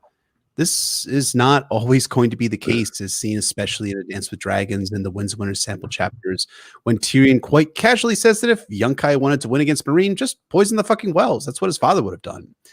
But he reaches and brings his father's voice here, speaking as he imagines Tywin would if confronted with this situation. Because Tywin would and has used the threat of beatings and rapes to enforce his will. And he uses brutality and rape in his war on the Riverlands and in the Rain Tarbeck Rebellion and the sack of King's Landing in Westerosi history. But it's only in Tyrion's imagining. When Tyrion tries to explain himself to Tywin in A Storm of Swords, it does not go the way that Tyrion thought it would. As Tywin says, to save a whore's virtue, you threatened your own house, your own kin. Is that the way of it? Notice that Tywin doesn't say threatened your own nephew, it's threatened your own house. Again, for Tywin, it's always not about family, it's political legacy, and that is something that Tyrion does not quite get, at least yet. But that's Storm of Swords. Here, Tyrion reaches not just for his father's voice, but for his specific actions with him. Tywin had Tysha gang raped by his guards as warning to Tyrion never to dishonor the house by marrying someone below the Lannister name. Here's the kicker. Cersei herself is trying to play Tywin with this gambit with Alayaya. You hurt someone I love, I'll hurt someone you love. Cersei utilizes the history of Tywin in marching his father's mistress naked through the streets of Lannisport and references Tyrion marrying Tysha in this scene. The implicit threat here is that if Tommen, Joffrey, or Myrcella are harmed in any way, Cersei is going to go tell Dad. And that horror that Tyrion witnessed will be revisited in the current day and age. The toxicity of Tywin Lannister is bleeding into his children and how they interact with each other. They only understand love as poison, as Cersei said in the last Sansa chapter. And Cersei believes that her only weapon is to use fear and violence to win her power back. It's why she surrounds herself with Kettle Blacks and Sandor Cleganes. It's why she doesn't really restrain Joffrey in any real meaningful sense. In that one sense of violence and fear thereof, Joffrey is a complete extension of Cersei. And that entire mentality is born of their father, who only smiled twice, according to Pycelle from the World of Ice and Fire, and who rules his lands, his lords, his small folk through fear and prosecutes his political will through brutal, ugly, immoral violence. As we're going to find out at the end of A Storm of Swords, Tywin has a family legacy of utter and total shit. Beautifully said, sir. Once more, we see the ironic structure of tragedy at work, filtered through the harsh realities of abusive families. Tyrion and Cersei are both anticipating the worst possible reaction from the other, and in doing so, they inspire those reactions. Their fears bring themselves to life. Cersei assumes the worst about Tyrion regarding his intentions to her children, leading her to kidnap the woman she thinks Tyrion cares for. Tyrion, in order to appear strong enough to keep that woman safe, threatens to rape his own nephew. They've chased each other down the drain. Neither can ever possibly trust the other again. Both are now convinced that they were right all along to despise the other. Tyrion declares that their family bonds are sundered. He will hurt Cersei for this. He will turn her joy into ashes. Lannisters pay their debts, as they both say, and they owe each other nothing but pain. It is epic Shakespearean stuff. I thrill for Tyrion when he reminds Cersei that she will never hit him again. But as he himself knows, he bears responsibility for Alayaya's bloody kiss she leaves behind on his forehead. She leaves as she entered, born between the Kettleblack siblings. And that stands in for how she is suspended, figuratively, between the Lannister siblings, suffering as the fallout from their endless strife, filtered through power. Tyrion compares his confrontation with Cersei to a battle, remembering how his father once said that the battle is over when one side breaks. Doesn't matter how numerous they are, the material signifiers of power fail when no one believes in the shadow on the wall anymore. So Tyrion declares victory when all Cersei can do in response to his joy into ashes monologue is to tell him to get out. Tyrion has won the battle. But has he? The Lannisters are about to face literal battle against a famously merciless foe wielding fire and blood. Yet the battle in Tyrion's mind at this moment, the armored feet marching through his skull, as he puts it, is with his sister, his own family, inside the walls. Is that not defeat? The personal is political throughout this chapter. So the same logic applies to the larger coalition emerging victorious from the Battle of Blackwater. This house is divided against itself. Come a storm of swords, it will not stand. And I mean, it really is a defeat for Tyrion, and his subconscious recognizes, as you were pointing out. But it's also Tyrion who is retreating from Cersei's chambers. So who actually won there? It might not have been Tyrion. And I want to shift direction just for a moment here and talk about the scene as it was adapted in Game of Thrones Season 2. Because, we do spoilers for anything and everything, to include Game of Thrones spoilers. By and large, Tyrion Lannister's story from Season 2 received a ton of deserved praise, with Peter Dinklage just nailing Tyrion Lannister as a character. In my mind, I have a hard time visualizing Tyrion without seeing Peter Dinklage.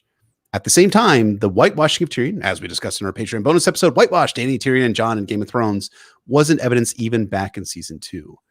The adaptation of this scene is a case in point for both. It's a microcosm for how the showrunners did so many things right with Tyrion, having him threaten Cersei, the joy turning to ashes in her mouth lines. Those are all ripped straight from A Clash of Kings. And Peter Dinklage does a great line delivery of those threats to Cersei. It's wonderful acting stuff all around for both Dinklage and Lena Headey. But this was a foretaste of problems with adapting Tyrion Lannister down the road. In the show's adaptation, there was only the threat that Tyrion would hurt Cersei and that her joy would turn to ashes. There was no threat to have Tommen beaten and raped if Roz, because Alia was not in Game of Thrones, Roz was the character that was there, if she was harmed or raped. The whole scene with Tyrion in this scene in A Clash of Kings is dark, man. And it's that darkness from which Tyrion springs to nihilistic life in A Dance with Dragons. Now, you might be a little confused about the plot points, but you could read this scene in this chapter from A Clash of Kings and then flip on over to A Dance with Dragons Tyrion 1 and pick up Tyrion's character arc from there. But the show went a different route of having Tyrion play the good guy to Cersei and Stannis the bad guy, and Tyrion continues to play the good guy throughout the Throne show from soup to nuts. Now, opinions differ, but in my correct opinion, Tyrion's dark moments that never made it into Season 2 contributed to a lesser character in Tyrion in the show. Shae, one more time, lesser character in the show.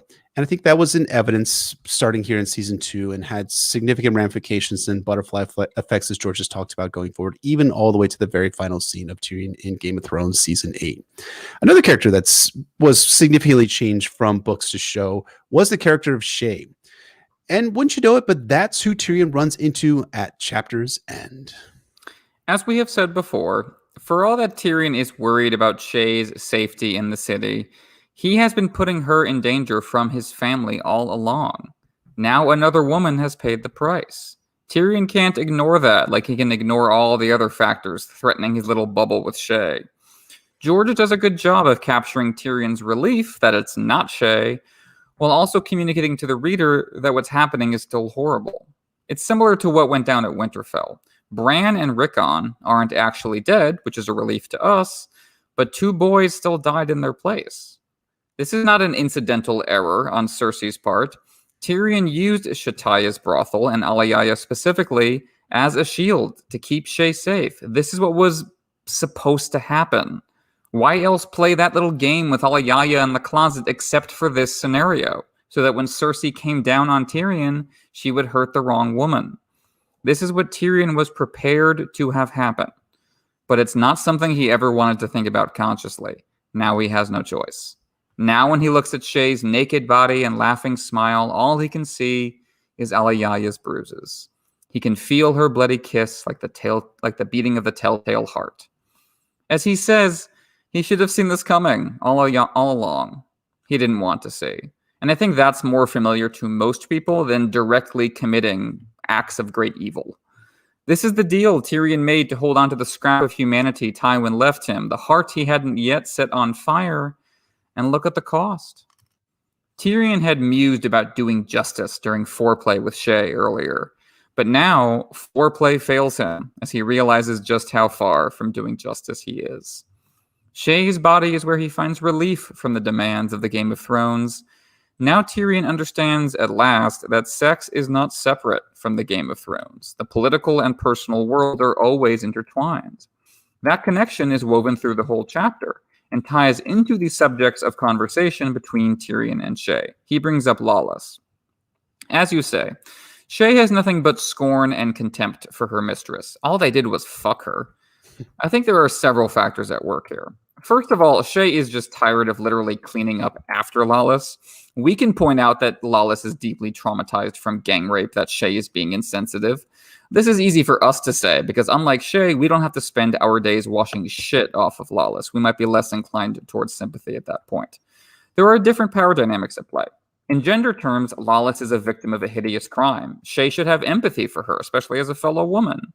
In class terms, Shae literally takes the shit for it all, so that sympathy starts to fade. Shae may seem naive about what actually happened to Lawless, saying all it was sex. Lawless could easily have been mutilated or murdered at any moment during the rape. She was being made totally powerless. This is not just like, sex with a rude man of some kind that Shae might be envisioning. Then again, maybe I'm being too hard on Shae. Maybe she's not being naive. She herself claims to have been molested by her father. Maybe she knows what she's talking about. As with Cersei, suffering doesn't always breed empathy for your fellow victims. Sometimes it breeds a competitive instinct to outrun your fellow victims and seize the prizes by which you can protect yourself, and only yourself. Shae's callousness isn't so far removed from Sandor's belief that strong arms and steel swords rule this world. It's just on the other side of the gender line. Tyrion can't help but flinch from that after what happened to Alayaya. It strikes a little too close to home.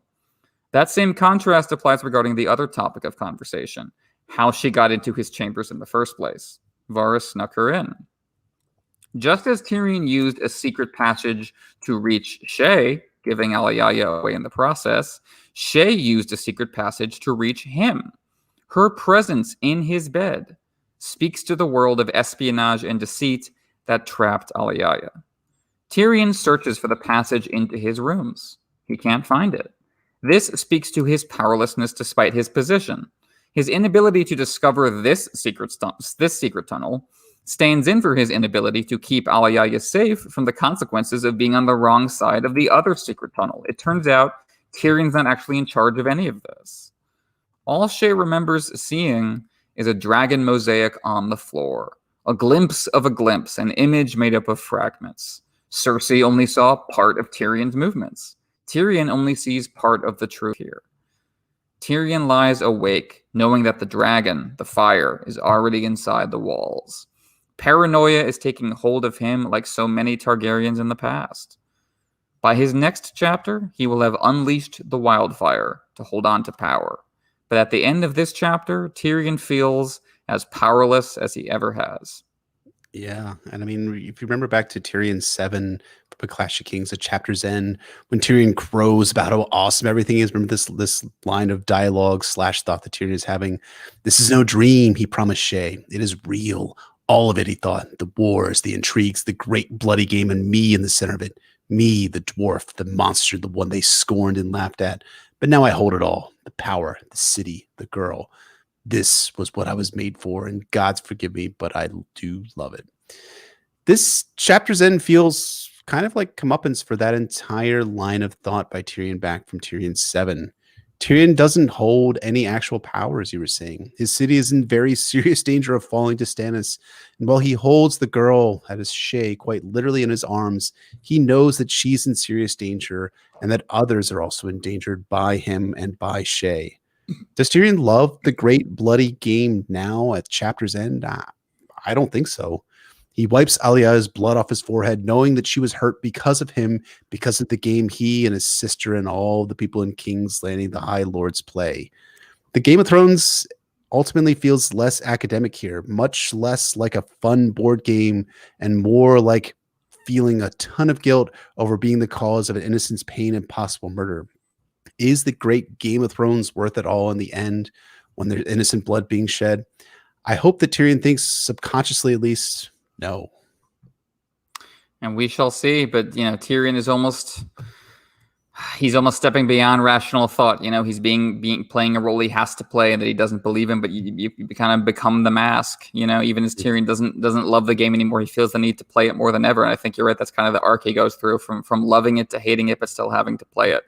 Mm-hmm.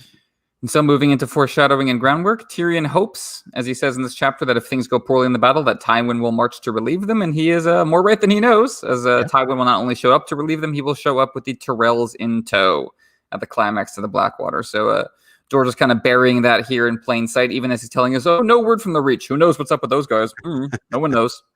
Yeah, and I think you have to imagine at this point that Littlefinger's already met up with the Tyrells, and the Tyrells have already marched to Bitterbridge, and they're now coming down on the barges down the Blackwater in order to intercept Stannis' army. So, yeah, all the pieces are in motion, but Tyrion is so cut off from the rest of the world that he has no idea what the greater Game of Thrones is being played outside of King's Landing. So it's kind of a suffocating experience for Tyrion to be in here.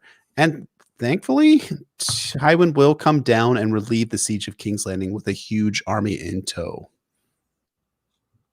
So Tyrion also wonders here whether Cersei would kill hostages if both Joffrey and Tommen were dead. She's saying, what would you do if you were in Catelyn's position now that Bran and Rickon are dead? And well, again, that's not so hypothetical. Now Joffrey is extremely dead, and Tommen and Myrcella are pre-dead, very much, set up to be corpses come T-well. So that opens the question of what Cersei's going to do. Yeah, I'd probably kill a lot of people, potentially burn down a lot of King's Landing, potentially, if you believe some of those theories. But I think I think all those children, all of Cersei's children are dead, as prophesied by Maggie the Frog. And I think it's all leading to the downfall of a lot of people, a lot of deaths of a lot of people as a result of all of her children being dead. Along those same lines of thoughts, we get some kind of Jaime as the Valonqar foreshadowing here, with Tyrion thinking that Jaime would kill Cersei if she threatened to murder a woman that he loved. Maybe Brienne, maybe that's going to be the linchpin that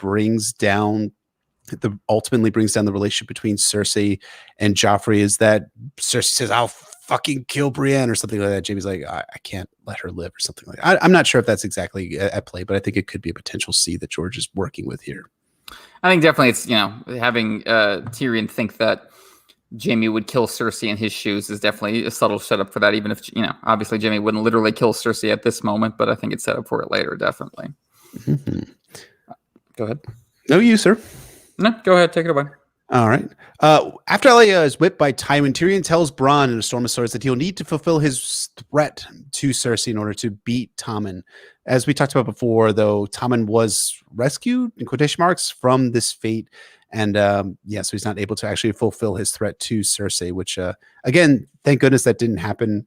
At the same time, that does not spare Tommen his downfall someday down the road. Tyrion is grateful for it, too, as he thinks he doesn't want to do it, but he thinks he has to stay strong and stay powerful against that kind of ultra-competitive Lannister game that definitely Tywin set into motion. So this will not be the last time that Shae wears that golden Hand the King chain. She'll be wearing that chain when Tyrion drops by his old chambers in the Storm of Swords, and she will then be strangled by Tyrion with that very chain before he goes on to kill Tywin, too. Yeah, that's so lovely. Yeah, I mean, it's clear that George just has this in mind for Shae's fate. And, it's interesting that Tyrion leaves the chain aside, much as the chain is ripped away from him by Tywin when Tywin arrives at the end of A Clash of Kings. And then that chain is then used very specifically to murder Shae. So yeah, all that sorts of great foreshadowing and payoff. Not really great. It's very horrific. The mosaic that Shae makes out on the floor, that kind of red and black dragon one, is one and the same with the one that Tyrion is going to see when Varys leads him through the tunnels in A Storm of Swords to get to the chambers of Shae there. So again, like we see glimpses from Shae's perspective of what she saw being led to Tyrion's chambers, but in A Storm of Swords, Tyrion is going to see specifically what is actually down there. And I think it's a really great thematic point in that Tyrion crosses the red and black dragon in A Storm of Swords, which has what seems to foreshadow him joining up with the red and black dragon in the form of the Targaryens, the form of Daenerys, and maybe the black and red dragon as well too, if that was in the cards as well. I agree. He's crossing the threshold into the dragon's domain, away from the Red Keep, having gone kind of. He says he came into King's Landing with all his men. He's leaving, kind of, down, rattling through the dark like a spider, and moving on to a new world. And also in the vein of all the tunnels that they're exploring in the Red Keep, Tyrion looks everywhere for the secret entrance here in his room, but except, of course, for the correct place, which is he crawls out through the hearth, right, in A Storm of Swords. Was it the hearth? I guess you're right. Yeah. Yeah, I think you're right. It was the hearth. Yeah, he can't find the actual place, but he searches everywhere for it. But it turns out not to be any of the places that he looks for. So, moving on now into our theory/discussion portion. There's a interesting little nugget in this chapter that stands out on reread. That when Cersei is talking about how Tyrion shouldn't trust Varys for information, she says that there was a time when I first came to court that I thought Varys was my best friend I had here, but not anymore. And it's interesting to consider why George might have included that and what that might be indicating. So what do you think? Why did Varys make nice with Cersei when she arrived at court? And then why did he stop? That's a great question. I think it's like we were talking about this in pre-production, but it's an interesting vantage point to see what the early parts of Robert Baratheon's reign looked like in terms of the dynamics that are at play with the new regime coming in and Varys attempting to survive since he was a Targaryen loyalist. So Varys's MO with his friends is to use and discard them when they don't have much use anymore. As soon as Tyrion accomplished his use in staving off the city's capture by Stannis, Varys essentially ghosts Tyrion until the end of A Storm of Swords. With Cersei, it seems that Varys was running an earlier version of this protocol where he had been pardoned by Robert, but was still probably suspect in terms of his loyalty. So he was probably at one level trying to keep his head. It's also possible that Varys knew about the twin sister already, as Jaime and Cersei slept together in 281 AC. Remember that time that Jaime recounts in A Storm of Swords when Cersei convinced him to take the White Cloak? That actually occurred in King's Landing. And played at friendship with Cersei to learn how she operates and thinks so he can exploit it later on when he brought the Blackfires to Westeros. But I'll present another possibility. Varys was aware that Tywin really wanted to betroth Cersei to Rhaegar, and perhaps was even made aware that Cersei considered Rhaegar the most beautiful man in the realm. Varys likely saw this as a potential division point between Cersei and Robert, and was using this as a route to sow chaos ahead of young Griff's arrival in Westeros. Crazy to think, but what if the Lannisters and Baratheons had a grand war against each other, and young Griff shows up to save the day? What if? I'm just speculating here. Jon Arryn at least believed that a marriage between Robert and Cersei was vital to solidify the new regime, so unmooring that marriage alliance on Varys' part would potentially drive the realm back into civil war again, and back into the chaos that Varys needs in order to make young Griff's invasion of Westeros potentially successful. What do you think, sir? You make great points. I think interesting paths either way. I think it comes down to, I guess, what Varys thought of Cersei and Robert's relationship at first, because at first from the outside it looks like they're getting along just fine, so maybe he was just looking for an ally in Robert's corner, someone again who would keep him safe from Robert's wrath if Robert decided he didn't like his spy master one day. But yeah, as time went on, I can't imagine it take Varys long to realize that Robert was never going to get the nerve to kill him, would never be able to replace him. So maybe Varys just became distant from Cersei at that point because he realized, I don't need any such protection.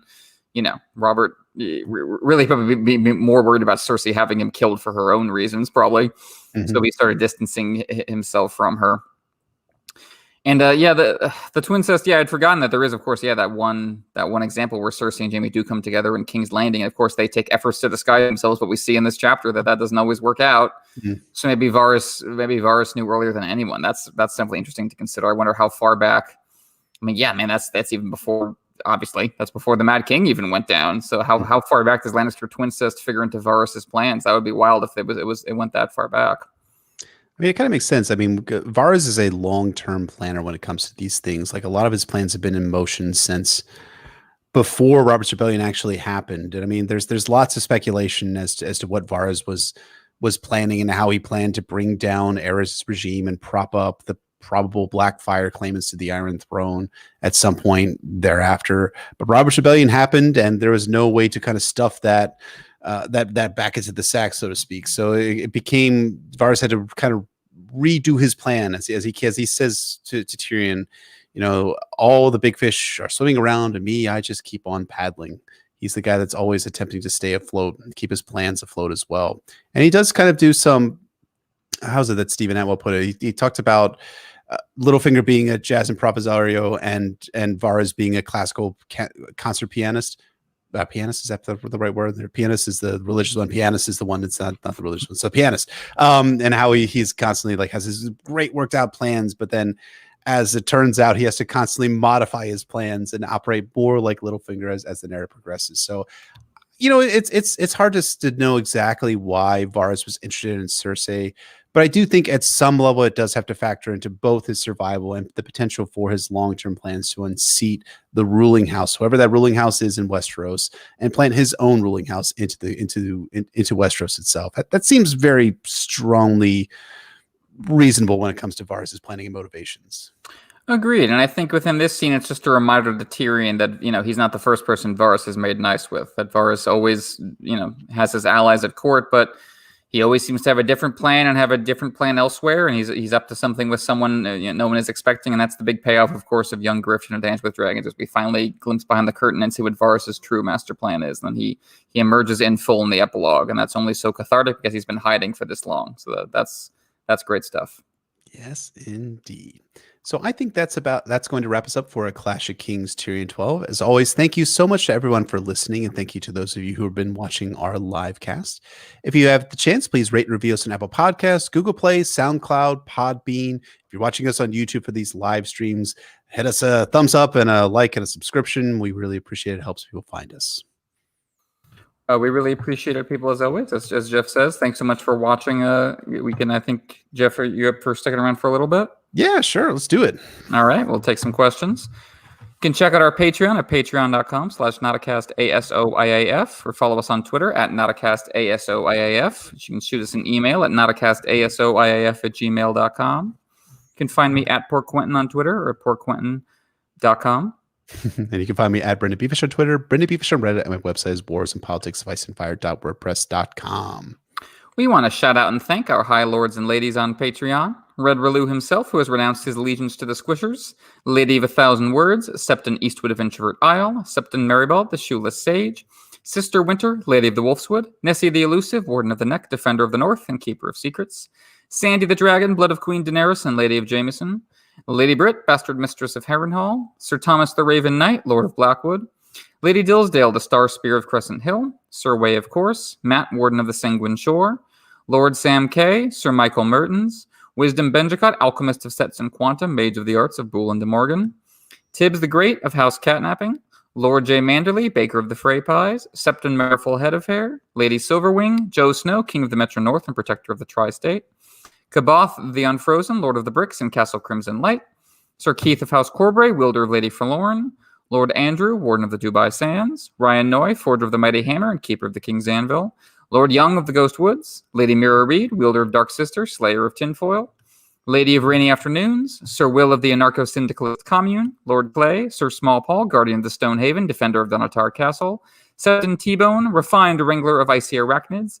Lady Veronica, Caretaker at the Inn of the Crossroads. Lady Danielle of House Lannister. Titanium Pirate. Lady Carly. And our newest High Lord/Lady, Starlight's Glimmer, did nothing wrong. So thank you so much to all our High Lords and Ladies, and thank you so much for joining us, Starlight Glimmer. Yeah, absolutely. Thank you all every single month for all of your support, and welcome to Starlight Glimmer. Great name. I don't know what it means, but it sounds really, really fancy and cool. So rock on. So join us next week for A Clash of Kings Tyrion 7, in which Catelyn Stark hits rock bottom. Oh, Mom, I'm so sad for you. And confronts the final boss of her arc in A Clash of Kings, Sir Jaime of House Lannister. Much as I've loved all the previous Catelyn chapters in this book, it's the last and best one that really, I think, makes her my favorite POV in A Clash of Kings. So I will just be gushing all over that chapter with you, sir. Can't wait. I cannot wait either.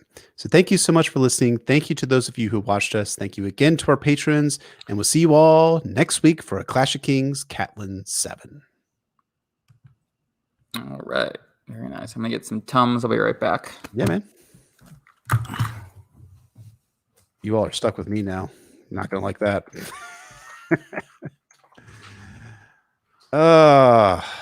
How's everyone doing? Everyone is worried about tomorrow, right? I'm hoping. Nobody's worried about tomorrow, right? Mm-hmm. You're not worried about tomorrow, right? I'll let you. Yeah, let the Tom settle in. Mm-hmm. I'm an old man. Worried. As in, about the upcoming, November 3rd. Remember the November the 3rd? Is that how the rhyme goes? It's difficult to answer. It's gonna be. I don't know, man. It's been a rough year / decade / existence of our species. It's even within that context, it's going to be a rough couple of weeks. I don't know what to say beyond that.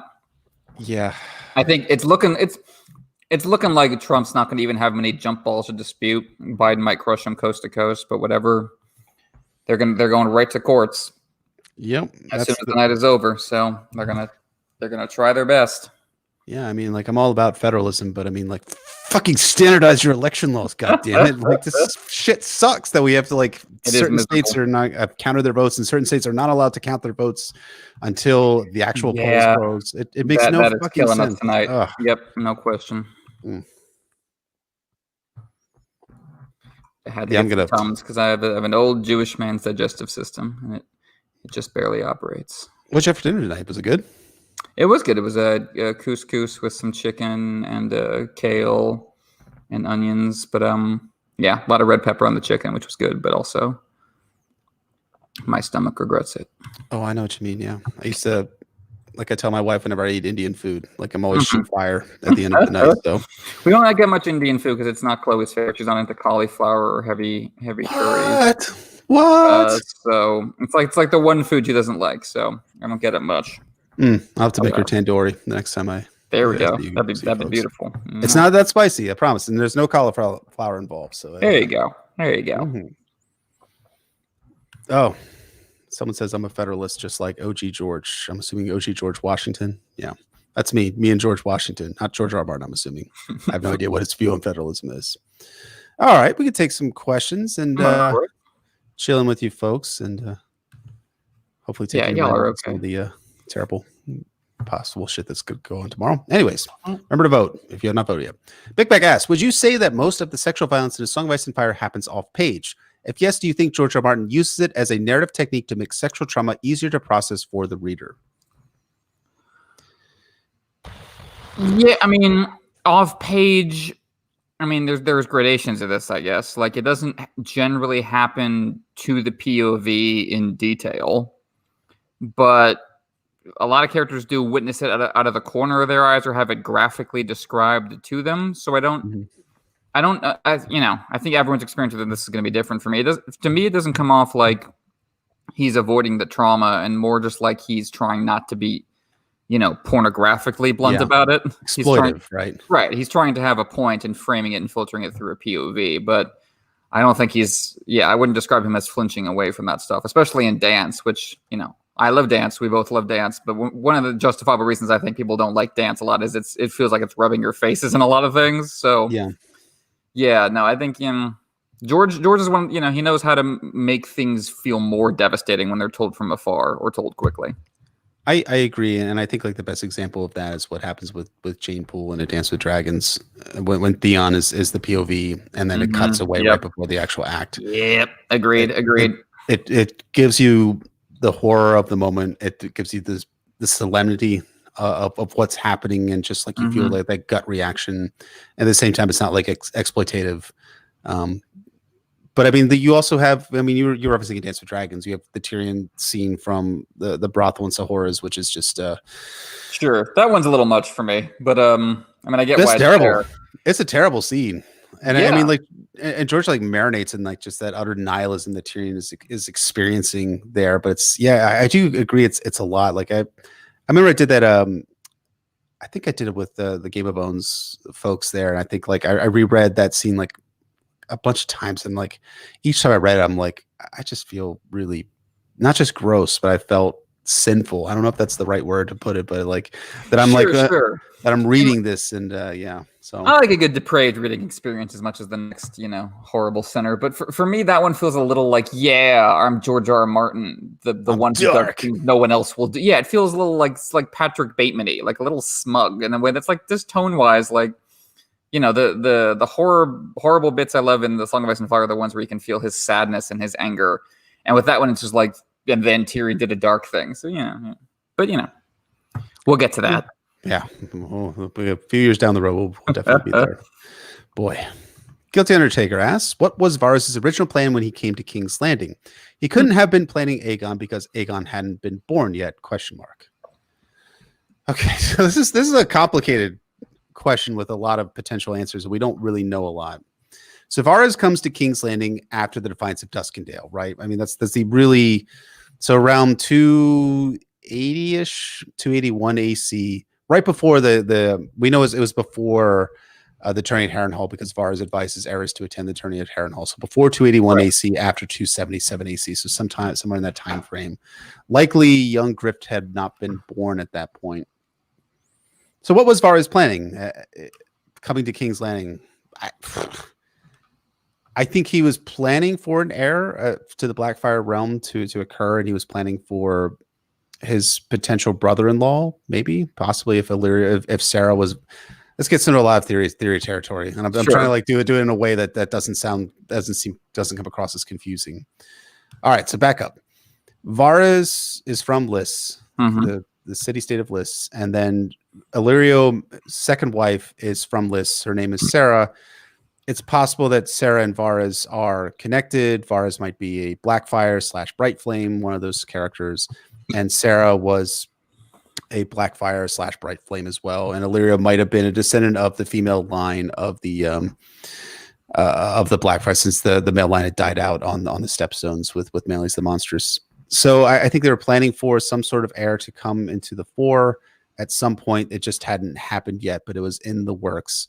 And that's what was happening. And Varys was sent way ahead of time in order to prepare the battlefield for the re-arrival of the Blackfires back again. So I think that's broadly and as least confusingly as I could possibly put it, what Varys is doing. But it's hard because we don't have a lot to really go off of for Varys, what's happening and what his motivations are, because Varys is intentionally obsequious and intentionally obscuring his purposes and what he's trying to do. So anyways, what do you think, sir? I mean, there's the whole Varys and Illyrio model where they steal your stuff and sell it back to you. Yep. And as people have suggested before, that might be what they're doing on a colossal scale with Westeros. Like they're stealing it and selling it back to the Targaryens, their own version of the Targaryens, their own heir. They're just pulling a long con. And we always have to balance, what was Varys's plan with what was George's plan for Varys and how that has evolved too. Mm-hmm. But yeah, my guess is Varys's plan was to infiltrate the Targaryen regime and kind of hollow it out from within and make room for their swap out heir. What with Varys, and again, obviously this is all supposition built on supposition. I get the sense Varys and Illyrio didn't really contend with the Westerosi lords on their own. And they didn't go into Westeros thinking that anything like the Southron Ambitions coalition was going to happen. I think that's probably what threw them for a loop. Was that, there's power blocks in Westeros besides House Targaryen that we have to deal with. And that I think maybe extended their plan. And then the way Robert's Rebellion shook out made them extend their plan. And that's what I think maybe Varys has been working on for a while, is how do I incorporate all these other families, not just the Red Keep, not just a big army landing on the shores. How do I massage these assholes? And I think maybe that's what's thrown Varys off, maybe. I think it's a really great point, because, I mean, what happened during the last Blackfire Rebellion, the invasion by Manly's the Monsters, is that all of Westeros united behind the Targaryens and basically destroyed Manly's the Monstrous. And the Golden Company was able to get away, but, I mean, basically they just got defeated. So you assume that Varys and Illyrio came to the idea like, oh, well, everyone's united around the Targaryens. We need to weaken out the Targaryens. Once we have the Targaryen in premature, we have everything, and we'll go all in one. Right? That's a great point. That's what that coalition would be thinking. But by the time they get there in the 280s, the 270s, it's a little not quite like it was back when things were united in Westeros. It's not Bloodraven's day anymore, and even then there were divisions. But I think that's a great point. Yeah. And now Varys is having to adapt again and be like, okay, I need to get actual lords behind my claimant to the Iron Throne. So I'm going to work on Dorne and the Stormlands and the Reach and these different houses. And yeah, I think that's a fantastic way of looking at it. I could put some more thoughts. Maybe I'll write an essay about that. Maybe you'll write an essay, the best kind. I'm working on one about Dorne at present. I know. So. And another one about the Blackfires as well, but that's more about the meta side stuff. So many essays. Yeah. You're just like Varys, keeping so many balls in the air at once. I just like Varys all along. I wish I had time. Like I just don't have time, and that's fine. I know it, buddy. It's okay. We all don't have time, but we make do. Tony 3483 asks, if Tyrion is Targaryen, does Varys know? That's a good question. What do you think about that? It's like the Maester Aemon question about Jon. It's like the same question.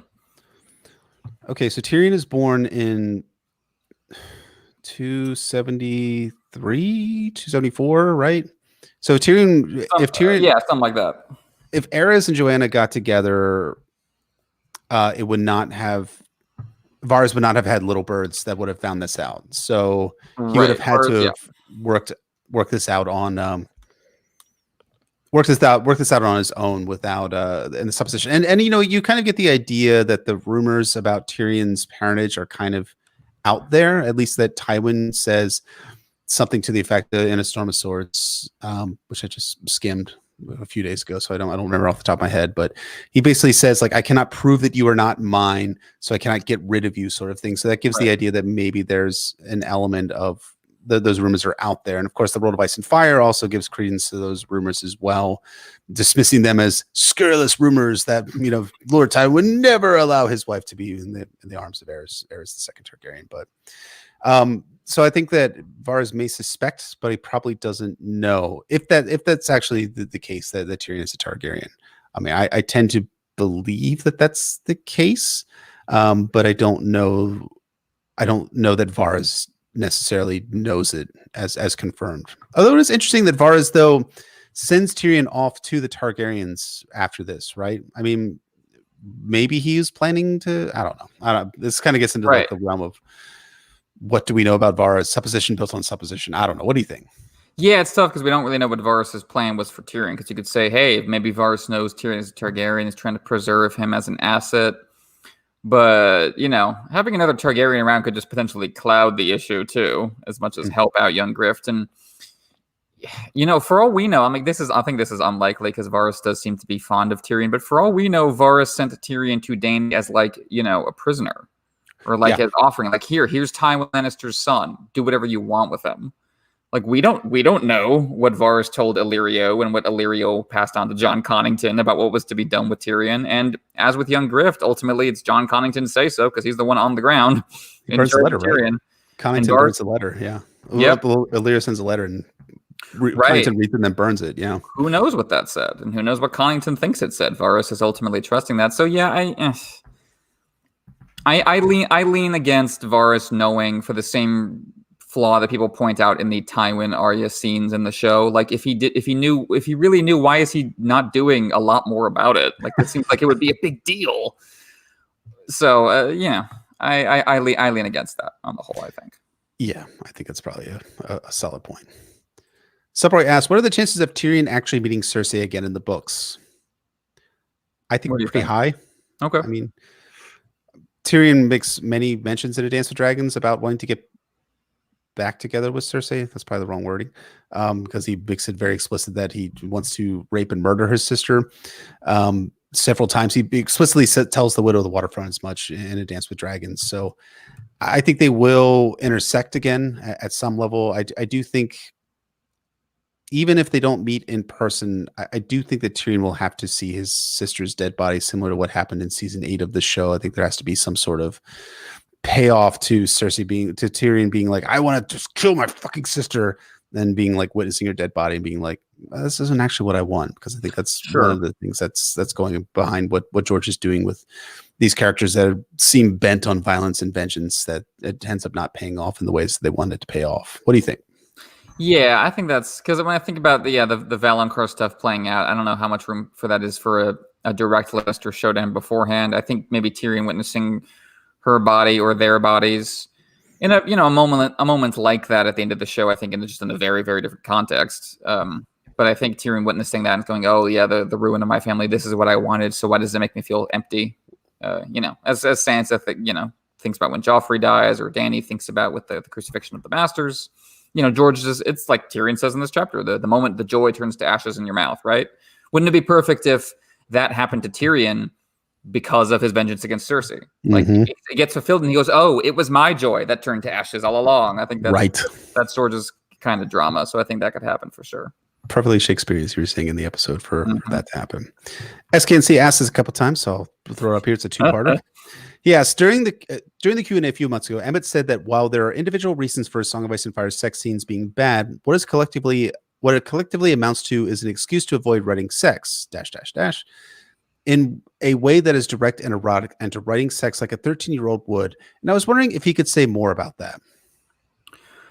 Sure. I'm reading a debut novel. The author's name is Raven Leilani, I think is how you pronounce it. It's called Luster. It's about a black woman who gets involved with an older white man who's in an open marriage.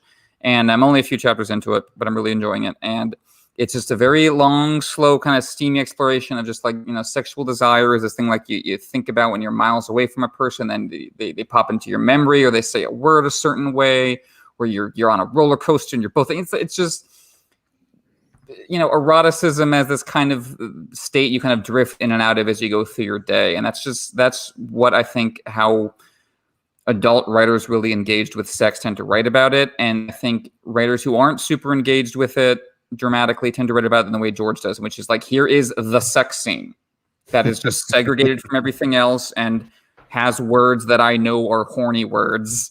And, it's easy to make fun of, but it's just, the way George writes about memory, I think, is so sophisticated and subtle, and how it builds into people's present day lives. And just the sex stuff feels just ham-fisted by comparison, and that he doesn't really want to be doing it.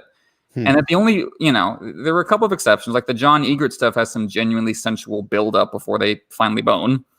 And I love the Asha Carl scene in Dance, because it's a genuine risk the way it's written, because it seems like he's raping her at first, and before you realize this is a role play. And that's a bold move for George to take. And I like that because it's different, but it just, it's just, for me, night and day compared to writers who are really interested in writing about sex versus writers who know they have to. I think you can tell.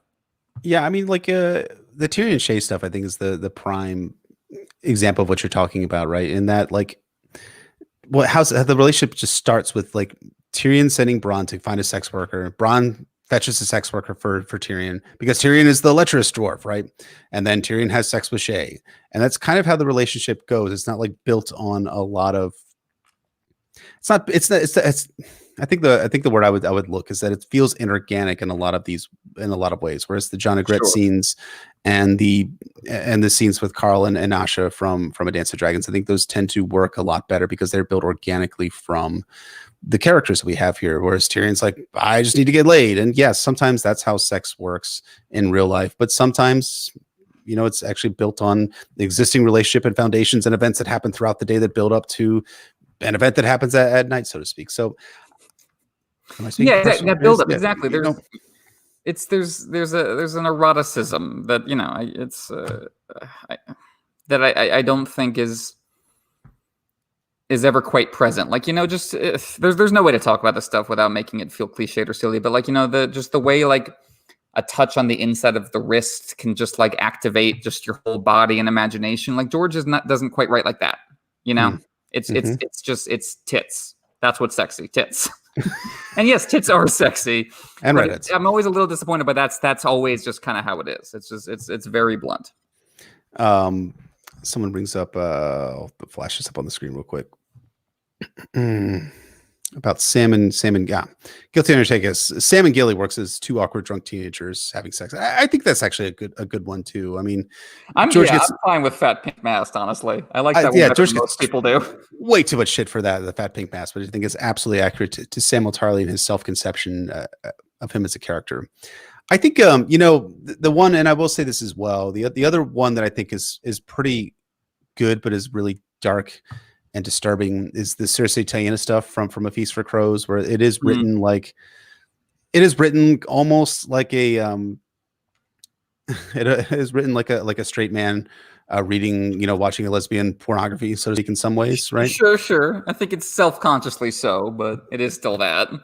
But it's also like the way that George draws like Cersei's own experience of being raped by Robert into like the kind of the dynamic. I think that's a good way to explore Cersei's mentality and why she's having sex with the Tyenna the way that she's having sex with her. But it's just not. Yeah, but there's still a bit of pornography, and I know like there's that whole thing. Pornography when you see it is the definition of pornography, but as long as it's doing character work and A Song of Ice and Fire works well, if it's just like tits and ass, and that just doesn't work as well for me necessarily. No, I agree. I agree completely. Mm-hmm. All right, let's see here.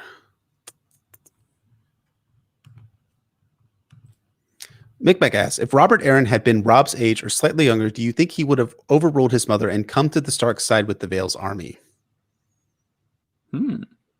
That's interesting. Well, this is, Robert Arryn aged up and slightly more independent, I'm guessing. Yeah, how's that happen? Yeah, well, part of this is just tough because the Eyrie is so geographically isolated. Like, who does he even talk to? You know what I mean? If he feels like doing this, who's up there with him? Nestor Royce, maybe, is the only other character. You'd have to try to get word to him because is this older Sweet Robin in charge of the Maester Coleman, who does not take orders from him, from young Sweet Robin in canon. But that's interesting. I think that's an interesting case study in how a young lord would escape the clutches of his regent, which is something we see a little bit, in Fire and Blood, in obviously very different respects. It's like with Jaehaerys. But it's interesting to think about how Sweet Robin would logistically pull that off. Yeah, and also like his temperament. Like, would he go to war because he wants to see men fly? Is he still in like that kind of role as he is in a Game of Thrones and in a Storm of Swords and A Feast for Crows? I don't know. I mean, I think one of the most shocking things was that Sweet Robin survived in the show, and that might pretend to him actually surviving in the books as well, given how doomed that he seems. So that could well be. I've heard that argument before. But I think we might see something like that now that Sweet Robin is by himself, essentially in the clutches of Littlefinger and Sansa. At some level, I think that Harry the Heir is not going to be long for this world, and so political authority is still deriving from Sweet Robin. And even if Littlefinger is the regent, so to speak, for Sweet Robin for the moment, I do think it will have to be some sort of choice on Sweet Robin's part to go to war, to take the war north for his cousin / person that he has a crush on in the form of Sansa. So we potentially will see something like that down the road, but I'm not sure. I don't know. Good question. All right.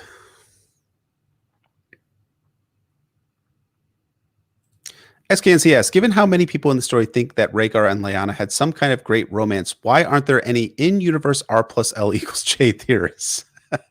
That's a question I've heard come up a couple times. What do you think about that? Do you think is it just because we know it that we assume everyone in universe should know it, or do you think more people should have put two and two together here in universe? Well, I mean, the people of Westeros don't have a million fans with keyboards that are piecing together all of the clues of Robert's rebellion to bring it all together. I mean, Ned's story kind of reads plausible, right? A lord goes off to war after he's recently married and returns with a bastard. I mean, that story is probably one that's quite common. Many lords, I'm sure, return back to their homes with a bastard after Robert's rebellion. So another one, a great lord in the form of Ned Stark returning with a bastard. So yeah, sure, it seems plausible for these folks who don't necessarily have all of the context. And we also have to consider too how many people would potentially know the truth about R+L=J. It's Ned, it's not Jon because he doesn't know. It's Lyanna right before she died. It's Howland Reed, and that's maybe a Shara Dane if she's still alive. That's it, right? That's 3 people in a realm of 20 million plus people who would know the truth. And none of those people are really talking, and none of those people have access to Ned Stark's thoughts in his headspace. So I think fewer people probably know about it because it seems like a common thing, and they just don't have, the knowledge necessary that we do as readers. Do you think there's people should be putting the clues together more, or is this just something that's a conceit in George's writing that no one's figured out yet? I think it makes sense. I mean, a Shara Dane exists, so people need a mother to spread rumors about, which they do when they need to. But I mean, even if people, know and believe that Rhaegar and Lyanna was actually a great cherished romance, that doesn't necessarily mean there's going to be a kid at the end of it. That's not an automatic dangling mystery people would assume is going to happen. So, and as I've said before, like Ned's reputation actually helps because people want to think, oh, perfect Lord Ned Stark with his honor, but you slipped up once, didn't you? Jaime says that in Catelyn 7 coming up. Oh, yeah, Ned Stark loved you so much, and what about that bastard he fathered? People enjoy that, so of course they're not going to think any more critically about it because it's too much fun. The same way with as Littlefinger said, people like that rumor about Shireen and Patchface because they don't like Stannis, so this gives them an ammunition to use against Stannis. You think you're so great? No, you're not. I think Ned, which is part of what makes it so tragic. Ned uses his own reputation to shield what he's done.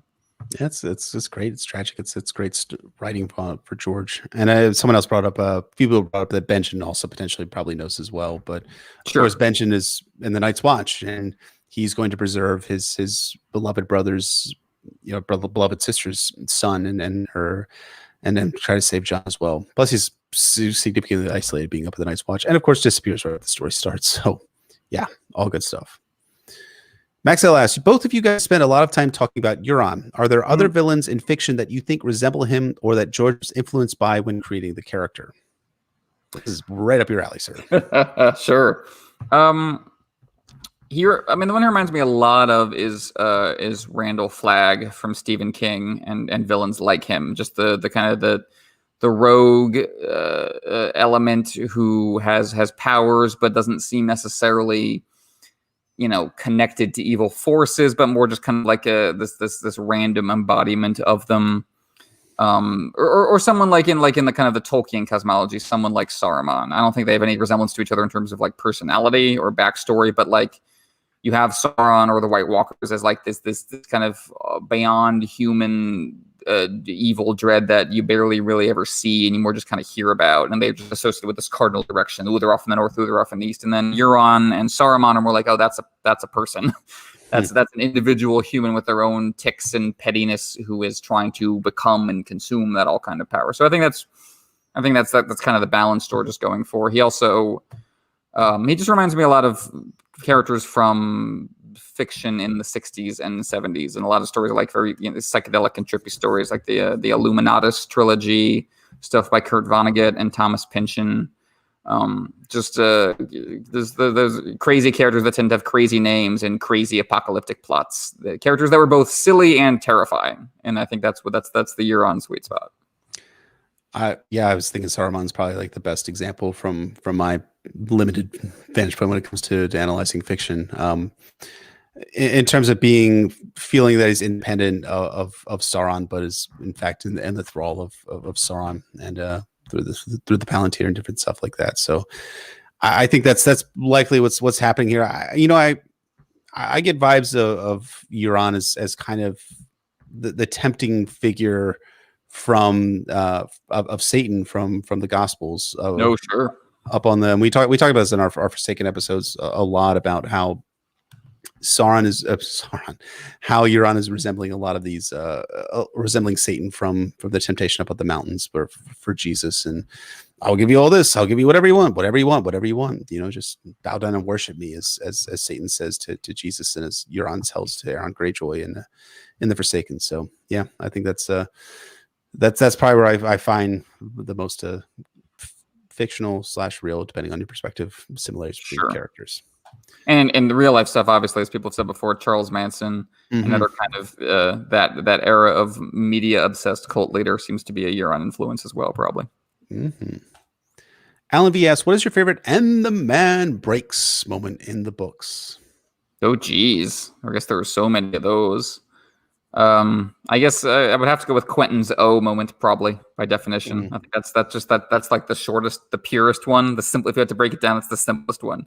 Oh, and then he screams. So I love that. What about you, though? I was thinking Tyrion, just the moment where he breaks after Shae testifies against him in the trial. I think is just where he just snaps, and then when he has a smaller snap, and he has a huge snap when he finds Shae in Tywin's bed, and yeah, that's a moment that has reverberations throughout the story, and so I think that's great. Yeah, all that sort of stuff. Take a few more questions here, and then we'll a few more works for me. Absolutely. Get some rest and go vote in the morning and do stuff like that. The plan. That's the plan. Me too. Migmagas, in one of Twitter's hot takes that would get you instant hate, someone argued that in the context of Westerosi history compared to the other great houses, House Stark suffered the least. Do you agree? I mean, suffered is an interesting context for any of these folks, because I think, on the whole, they've suffered less than most people in Westeros. I think they have put as much sweat equity into their kingdom as any of the other ones have. Like, they had to work for it. They had to conquer places and have cunning dynasties and marriage pacts and, an arm wrestling match, a metaphorical arm wrestling match to take their island and all that stuff. So no, I don't get the sense we're supposed to think of the Starks as like layabouts or elitists relative to the other noble families. You know what I mean? I wouldn't characterize them thus. I mean, I think there's a recency bias when it comes to who has suffered the most. I mean, House Stark has suffered a lot with, Ned Stark being executed, Robb and Catelyn being murdered at the Red Wedding, and Winterfell being sacked, and all these things that are happening in the main narrative. And historically, the Starks have also suffered a fair amount of setbacks and losses. As we talked about in the Bael the Bard story, we have Brandon the Daughterless, who lost his daughter, and then whose son murdered Bael the Bard, grandson rather, murdered Bael the Bard. So we have there's the worthless war, the endless fighting with the Veil, and then there is the White Walkers, guys. You may have heard of them. Yeah. They tend to come down in the north harder than anywhere else. So as people around the chat, they tend to the Targaryen civil wars they were not heavily involved in. So I think in that, but even that, I wouldn't describe them as them suffering less. That's, I think their soldiers, are the ones who really benefit from that scenario. But I mean, the Starks have an aura of tragedy, I think, built into them just because of how things play out in A Song of Ice and Fire, and I think you can see that in the backstory too. Yeah, I absolutely agree. All right, we'll take one more question, I think, and we'll probably call it a night and return back next week for Catelyn 7, which would be a lot of fun. Yes,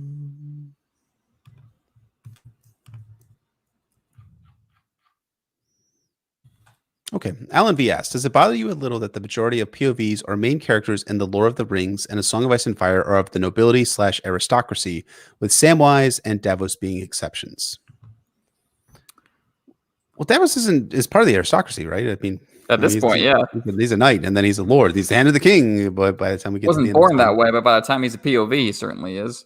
I don't think it doesn't bother me because I think as someone said, the reason you tell you stories about rich people is so that the entire story is about something other than trying to pay the rent.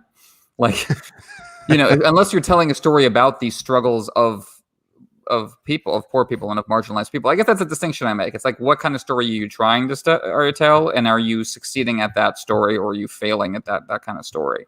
I think you can make the case on the whole that fantasy as a whole is a little too besotted with knights and kings and queens and so forth. But I think but that's the same reason, the characters in Friends have really nice apartments. That's I think that really comes from the same place, that you want to tell a story about extravagances and weird things and things that are out of the ordinary and out of the norm. And if you want to do that, your characters have to have a certain amount of luxury, or have to be able to indulge in those things, or have to have the time or inclination to be able to do that. So It doesn't bother me, but I think it doesn't bother me within the context of any given story. I think it can speak to a genre that needs to expand its imagination. But I think fantasy has been doing that for a while, so I don't think that's a huge problem anymore. Yeah, I mean, like,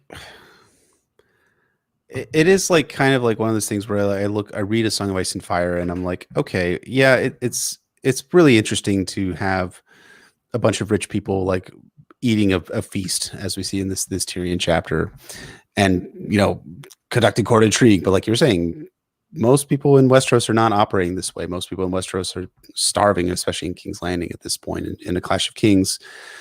It feels like it's a spot where, yeah, you could tell a story of a Westerosi small folk person, and we do get some more than just Davos in A Song of Ice and Fire. We have the POVs of Will from A Game of Thrones. We have the POVs of not Crescent, the guy from Chet.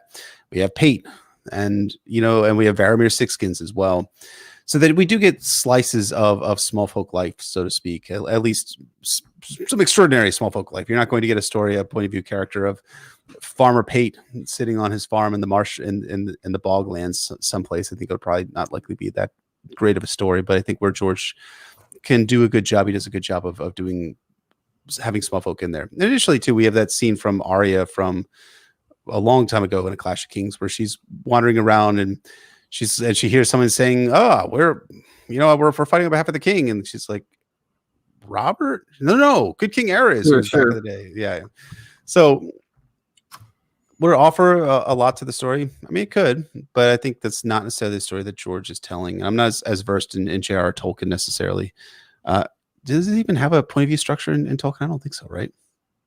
I mean, not strictly chapter by chapter in that vein. It kind of shifts between characters as he goes. But yeah, again, I think it's relevant in terms of fantasy overlooking certain things about the societies it's set within. But yeah, I mean, George isn't writing Middlemarch. He's not trying to explore poverty. He's really, I think honestly, his stories have more in common with like Jane Eyre. In terms of the class they're set among. It's a lot of chamber drama among the nobility, just with the extra the gore and grit of fantasy and horror added to it. And this gets back to a larger point that we've kind of touched on before, is that sometimes both George and his audience make George seem politically bolder than he is, which is fine. But like, he's telling a very textured drama and allegory. It's not Les Mis. Yeah, no, I agree. Someone did point out that that Dunk from the Hedge Knight and is a small folk person as a Hedge Knight, right? So we do have George is telling you the small folk stories in novella form. So if you have not read those, please do. Small folk in a literally smaller form. Yes, right, and taller, smaller, all those sizes. Taller and smaller, both at once. All right, folks, I think it's going to wrap us up for this evening for A Clash of Kings Tyrion 12. Again, we'll be back next week for A Clash of Kings Catelyn 7. And yeah, thank you again, as always, for watching. Thank you for all of your great thought-provoking questions, and we'll see you all next week. You are so chipper when you wave goodbye to everyone.